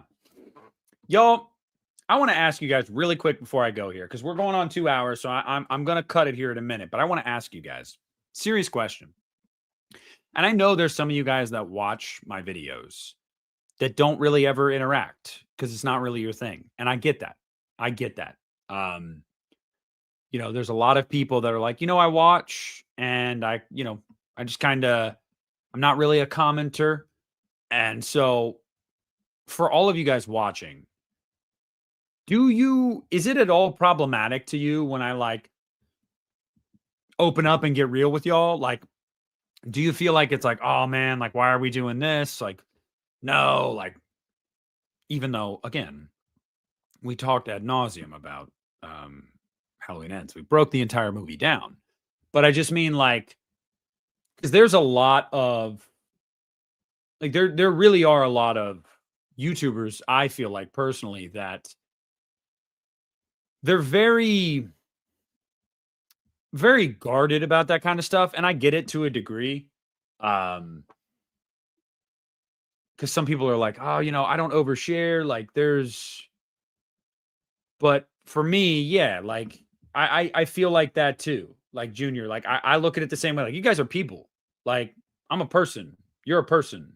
Like, do you really want me to view myself as like no, I'm above that. Nah, dude. No, it's really hard. You hardly comment, but I like, hell yeah. Hell yeah, Slack Wolf. I appreciate that. By the way, I just cracked the shit out of my toes and it felt great. I was gonna say, I don't know if I've ever seen you comment before, but that's cool. That's cool. Yeah, David. You're not really gonna get much from me. I don't have a lot. If you took my identity, you know, hey, great. But I don't know. It's just, I feel like you can see through that with content creators sometimes. Like when you can tell that there's no, they're not genuine. You know, like it's just like they don't actually have a desire to like know. I feel like if you don't have a desire to know the people that help build your channel, do you actually appreciate them? You know what I mean? Like I'm a I'm a human. You guys are humans. Like, I don't know. I just I feel like it's a really good way to show people that they matter to you, to open up to them about stuff like that. You guys spend hours watching me talk. I wouldn't recommend that to my worst enemy. I can get really long-winded, really long-winded. And you guys spend hours of your lives listening to me. That's, yeah, you know, like the least I can do is relate to you guys on a human level. That's the absolute least.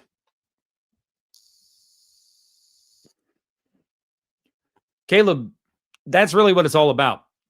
Too many people will get caught up in the rat race of, I got to talk about what's hip. I gotta try to break through in the algorithm. I gotta be clickbaity. I gotta get eyeballs on me. Nah, bro, that is not at all what this is about. You got to be you. You want to cultivate an audience that comes there for you. One of the most humbling things in my life was last year when I was going through all my situation, like with my custody battle and my divorce and stuff. And I, talked to Christian for like 2 weeks, and he kept telling me, dude, just do it. Go to the community.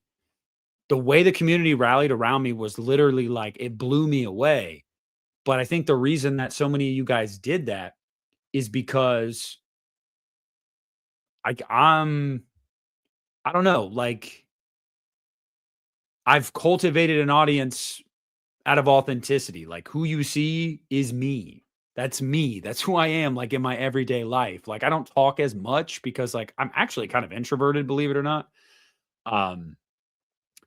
But that's me, man. Like I've cultivated this audience based off of like you're getting a raw, unfiltered me. And I feel like that goes a lot. My 15,000 means a hell of a lot more than some people's 100,000, quite frankly, because I got 15,000 shooters, bro. I got 15,000 people that would catch a body. You know what I mean? That matters. That means something. So it's true, Junior. Just be yourself. I mean, if any of you guys want to create a channel or start a TikTok or get into Instagram Reels or any kind of like content creation, be you, man. Don't be what you think the world wants you to be. Don't be intimidated to be something that you feel like other people are, so you have to follow in their footsteps. No. Be you. Because people, you may not think highly of yourself. I'm looking at myself right here, okay? I can speak from experience. But if you are authentically you, you will attract people that like that. And you'll be surprised to be like, wow, I guess I'm not that intolerable. No, I might be okay. Just be you. Yeah. Hell yeah. I got shooters. Guys, it's just a saying, not literal shooters. Okay. It's like a rap thing, I think. Right? I got goons. I got goblins. I don't know. Now I sound like Lil Wayne. But yeah. Hell yeah. You guys rule. You guys rule. Hey, listen. I still get comments every now and then about people that are like, bro, you're wearing a backwards hat. I literally had somebody one time be like, a comment that literally was like, not listening to anything you have to say because you're wearing a backwards hat. And I'm like, hey, respect that comment though. Like, this used to be a thing, guys. I'm old enough to remember like when you would have longer hair and you wear a backwards hat and you kind of got the hair going on here. You know what I mean? Like, come on. I'm not that old, but like it was a thing. All right. Whatever. Just because I wear a backwards hat. You know what? I don't wear a backwards hat all the time. I usually do it. You guys want to know a little secret?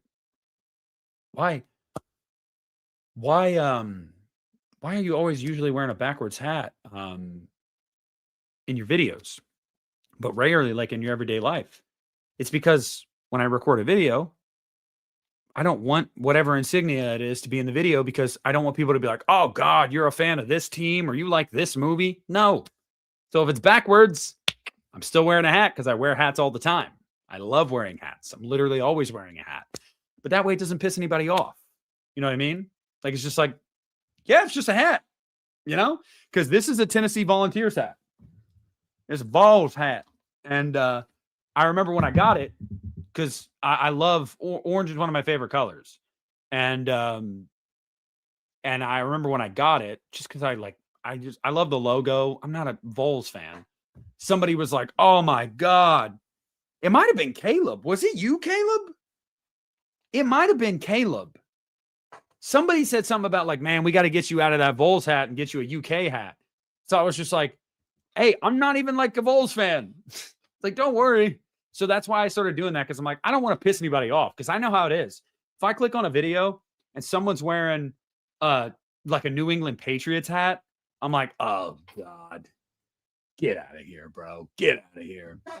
Muzzy Films 1955. Thank you for the $10 super chat. That is very kind of you. Love your channel, Nick. You seem like a genuinely awesome guy. Also, musically, check out North Lane, Evian. If you like Icy Stars, check that band out. I think you would love them. First of all, I've heard of North Lane, but I've never listened to them. I'm pretty sure they've been on Warped Tour before, but I never actually checked them out. But I love Icy Stars. You know that. So now I have to. It's been a good few days, couple weeks for music for me. Like yeah, hell yeah. So I will follow up with you. I will follow up with you. Okay. I promise you. Next live stream, I'm gonna tell you what I thought. You better be there. I'm dead ass. You think I won't remember? I'm making a mental list of all your fucking bullshit. Wah, wah, wah, wah, wah. You guys know what that's from? But no, I'm putting it right here. It's filed away in my filing cabinet in my brain. Thank you for that super chat. Again, guys, $10, bro. That shit's cool. I appreciate that. That shit goes a long way. Well, I mean, I used to be able to be like, that's like a quarter tank of gas. Now it's like 2 notches of gas. But guess what? That'll get me to and from work. So I appreciate that. Hell yeah. Hell yeah. Crying shit. So Caleb, last night I was wearing the Braun jersey and my beanie, and I was like, you know what? It was like the fourth quarter, and it was obviously we're gonna lose. I was like, I'm taking this out. I'm taking this off. I'm done. They're gonna lose. Thank you, Muzzy. I appreciate that, and I hope you know that I mean, it genuinely is who I am. I've said this a million times, but I'll keep saying it. That's who I am. What you see is what you get, which is wholly underwhelming if you ask my ex-wife. But you know what? I think I'm okay. Room for improvement. I think I'm all right. Hey, if they're anything like are they like electronic core? Is that why you mentioned Icy Stars, or is it more like the vocal range of the singer? Because Devin has a very specific vocal. I love Devin's vocal range. Some people don't like it, but I love his vocals, and he sounds fantastic live, guys. Oh, Daniel, no, I'm Christian Hannah. No. Here's the difference between me and Christian, though. We have very different channels, and I think that's cool. I am a very, I get really in depth with like analyzing a movie, and Christian is obviously more of a physical media guy, and he can tell you all the behind the scenes facts and all the details and specs on a release and the history of that movie on home video and stuff. And but you know, I know Daniel, you're good. But we have very different channels, but I honestly have found a lot of people that are like, I really like watching both of you guys, because they're like, it's very different kinds of channels, but very informative in different ways. I think Grok even said that Ali, like last year, had like asked jokingly on Twitter, like, oh, who has the best channel? And even like the AI bot was like, well, they're very different, but like the Lost River Drive-In gives like very detailed like analysis. Like if you want someone that is very detailed and breaks down a movie, like and the themes and stuff like in a movie, or Christian Hanna, who's very like, it was really cool, because I've always felt like we're like that way. We're that way. So, yo, dude, the Halloween 2 physical media history vid, man. Yo, the Blu-ray, the one about the Blu-ray, the controversial Blu-ray that got like 40,000 views. when I was on vacation. I uploaded it the day I was driving to where was I driving? Tennessee. I had a bunch of videos like in the chamber ready to go for the days that I was gone. I was just going to drop them day by day. And I just uploaded that one, like, whatever, firing this one off today. It exploded. It was huge. And I was like, oh my God, this thing has like 20,000 views, 30,000 views. Like, oh my God. But yeah, no, and that's a very good point, Christina. Christian can really turn you on to a movie you may have never heard of.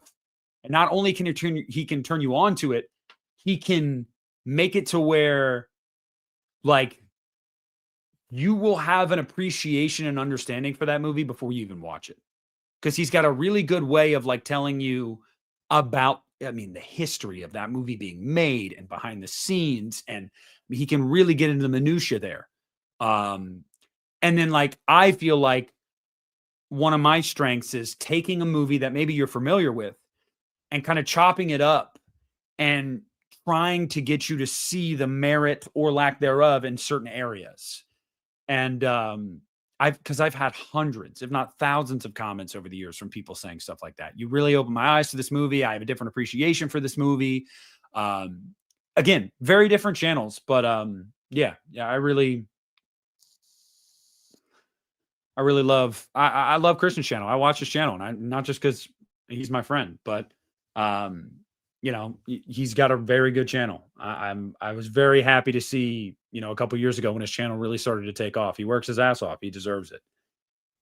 Sorry, Junior. I will now address this. My fault if this is off topic, but you got a favorite top 3 films of this year so far? I got to be honest with you, man. I haven't seen a lot this year, and I've honestly been really, really slacking in that regard. I really did like Scream 7. Even though it's only like middle of the franchise for me, I still really liked it because I love the franchise. Trying to think of what else I saw this year.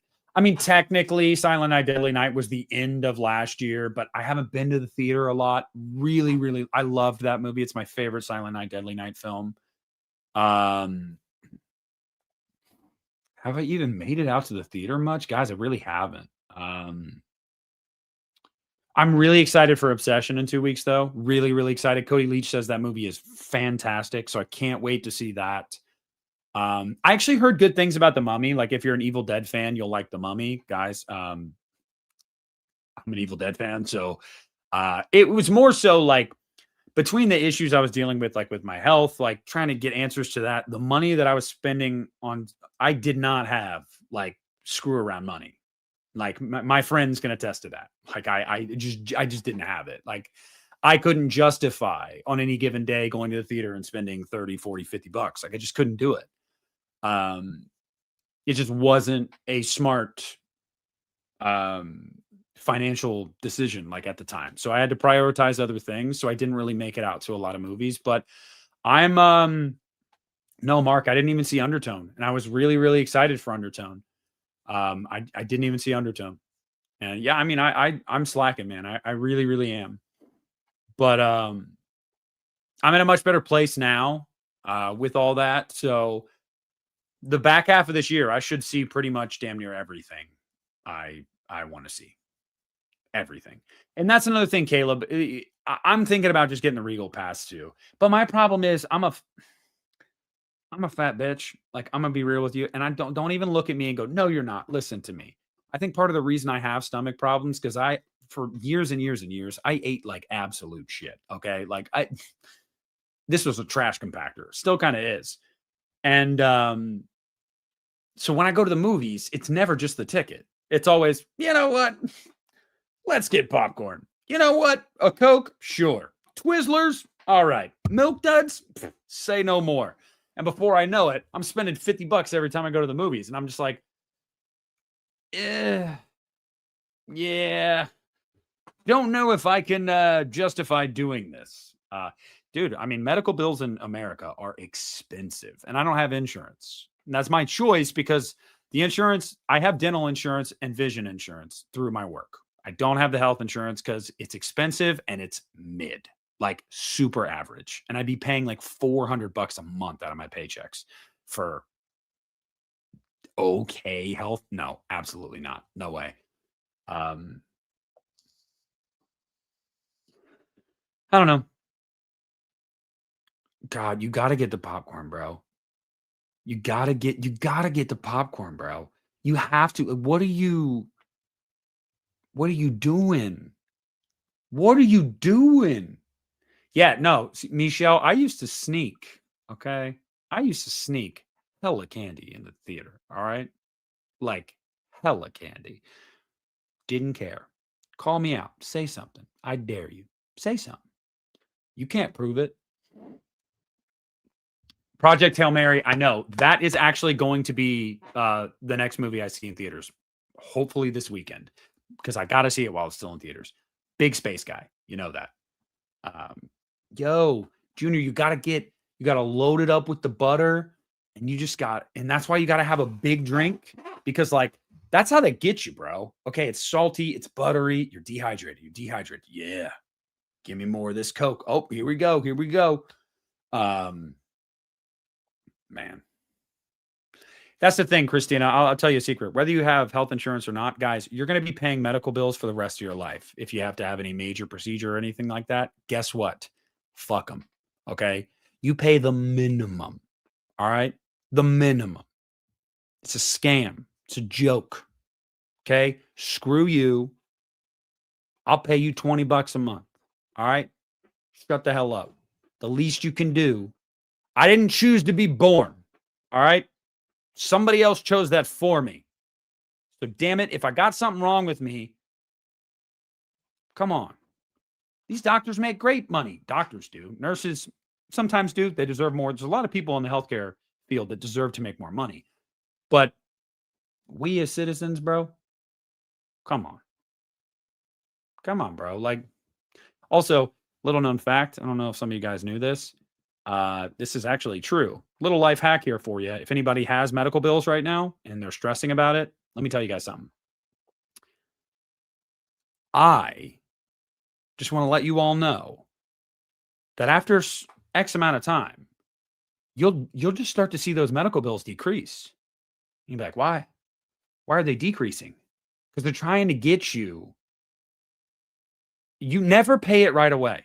Never pay it right away. Because they're trying to see if you'll pay that amount. And then over time, it'll get smaller and smaller and smaller because they're like, okay, they're not going to pay that much. They're not going to pay that much. They're not going to pay that much. Do not allow yourself to get to a point where you don't have a house, where you don't have a car, where you don't have food because the system is trying to bone you. Okay. No, I don't want to be forcibly boned by a system. When I bone, I want it to be my choice. This is not my choice. It's not my choice. I, again, didn't choose to be alive. So, cut me some slack here, bro. Maybe we'll get to a better place one day. Maybe. David, I thought so too, but no. They said with my colonoscopy they would have seen that. She was like, "No, we can rule that out." Who knows? It's great getting older. Yay! I haven't had a beer in 4 months. In 4 months. Okay? I miss having a beer every now and then. Could I have one? Probably. But am I the type of person that ever just has one? No. If I'm going to have one, I'm going to have like 4 or 5 because I like beer. If I have 4 or 5, it's going to mess with my stomach for like 2-3 days afterwards. So it's just not worth it. So I need to figure out what's going on so I can go back to being a normal guy in his 30s that drinks every now and then and has a medium rare steak every now and then. Come on, bro. Let a brother live. Live. Everything in moderation, almost everything, Stefan. It's fine in moderation. I fully believe that. Not like, certain drugs. No, they're not fine in moderation. But like, you don't have a glass of wine every now and then or a beer with dinner, go for it. These things were put on the earth for us to enjoy them in moderation. It's just about, are you able to have them in moderation? Do you have the self-control? Eric, you're not going to like my answer. I've said this over the years. It's always been Bud Light. I get it. not really like a beer. You know, some people are like, oh, I love IPAs, and that's awesome. Bud Light has always been Old Faithful for me. Um, you know, I miss the taste, Mark. I miss the taste. That next beer, that first beer after like 6 months it's just gonna hit like crack, dude. It's just gonna be like, yeah. And I just know after that first one, listen, buddy, it ain't gonna just be one. All right. When I break that seal, I'm having fun that night, buddy. My ex-wife is taking my son on vacation the first week of June. So there's gonna be like a whole week where I'm like kid free, buddy. Sounds like a perfect time to break the seal, brother, and to sleep in. I agree, Michelle. I think IPAs are disgusting, but I get it.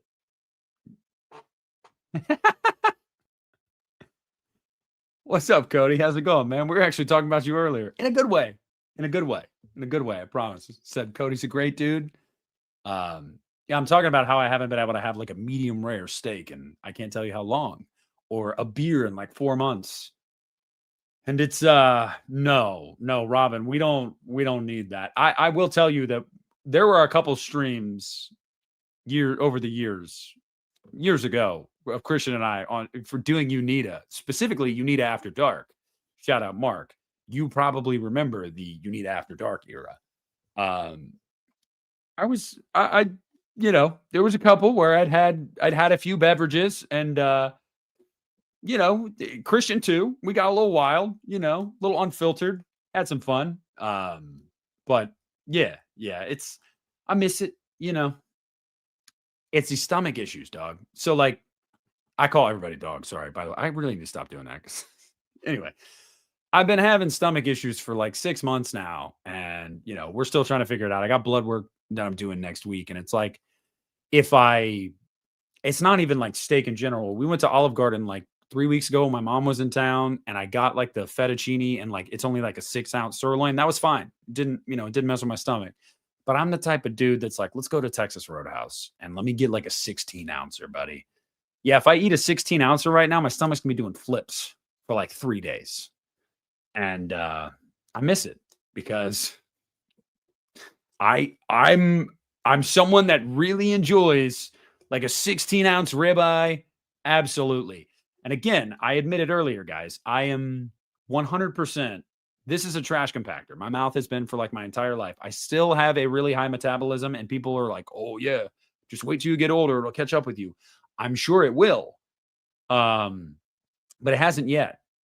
Unfortunately, though, I think rather than my metabolism catching up to me these days, it's been more so my tolerance for things. I don't know, because my stomach is just, you know.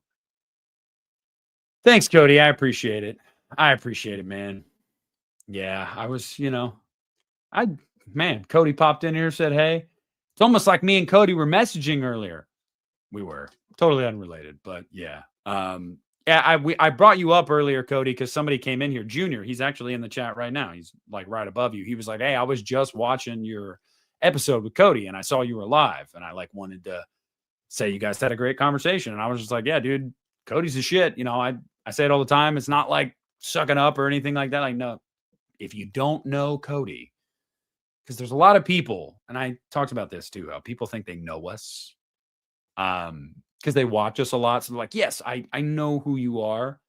But sometimes that can give them the wrong idea and they think they know you, but they actually don't. So Cody's good people, everybody. I shouldn't have to tell you that though. I'm sure every single one of you is subscribed to him. You, your kids, your mom, your dog are all subscribed to Cody. So I'm not telling you anything you don't know. Hey, I appreciate you, Junior. That episode sit down with Cody did really well. It always does. I mean, obviously Cody's got a huge community himself.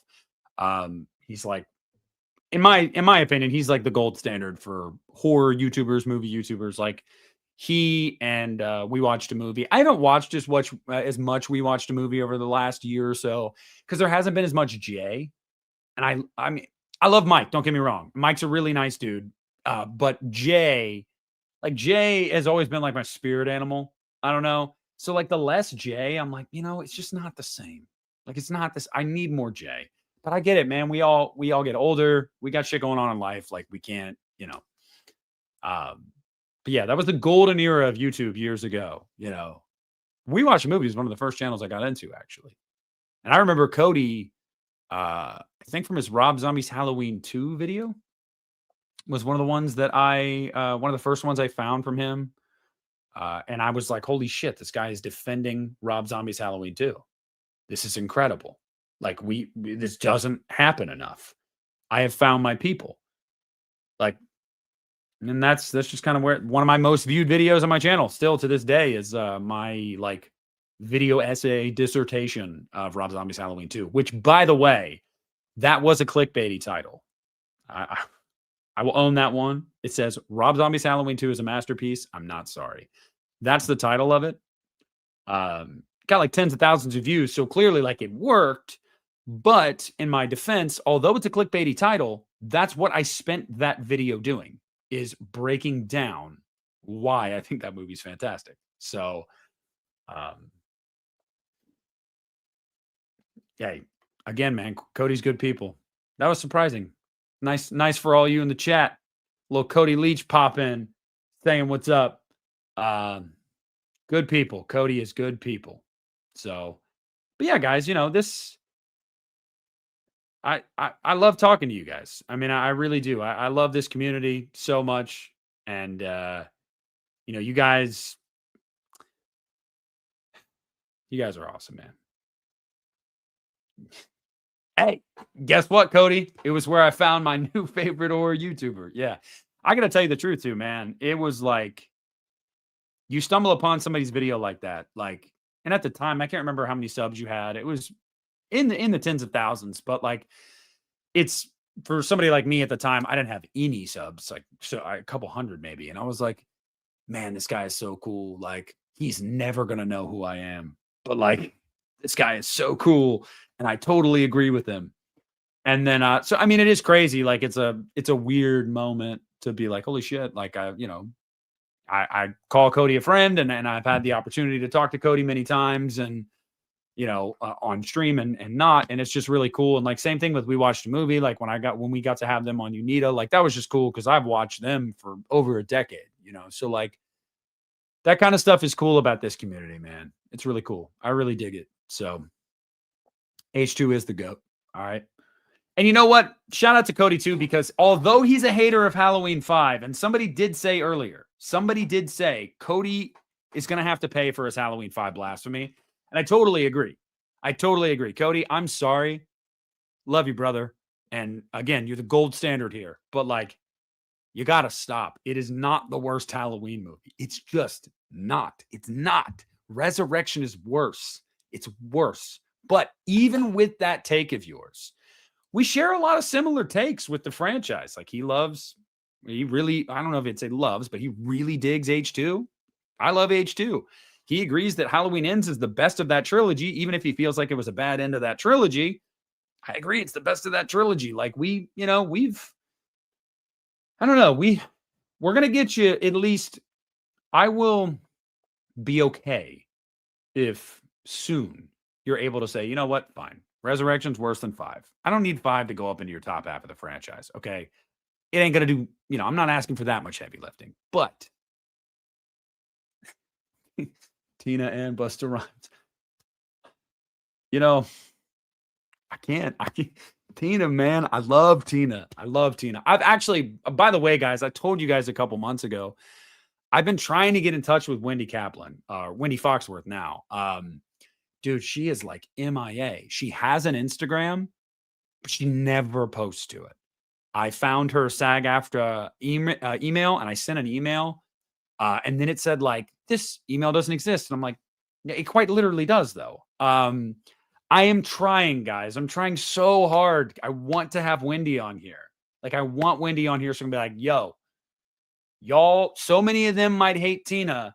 I love you, Tina. I will defend you, Tina. I might just have to wait till I see her at a con.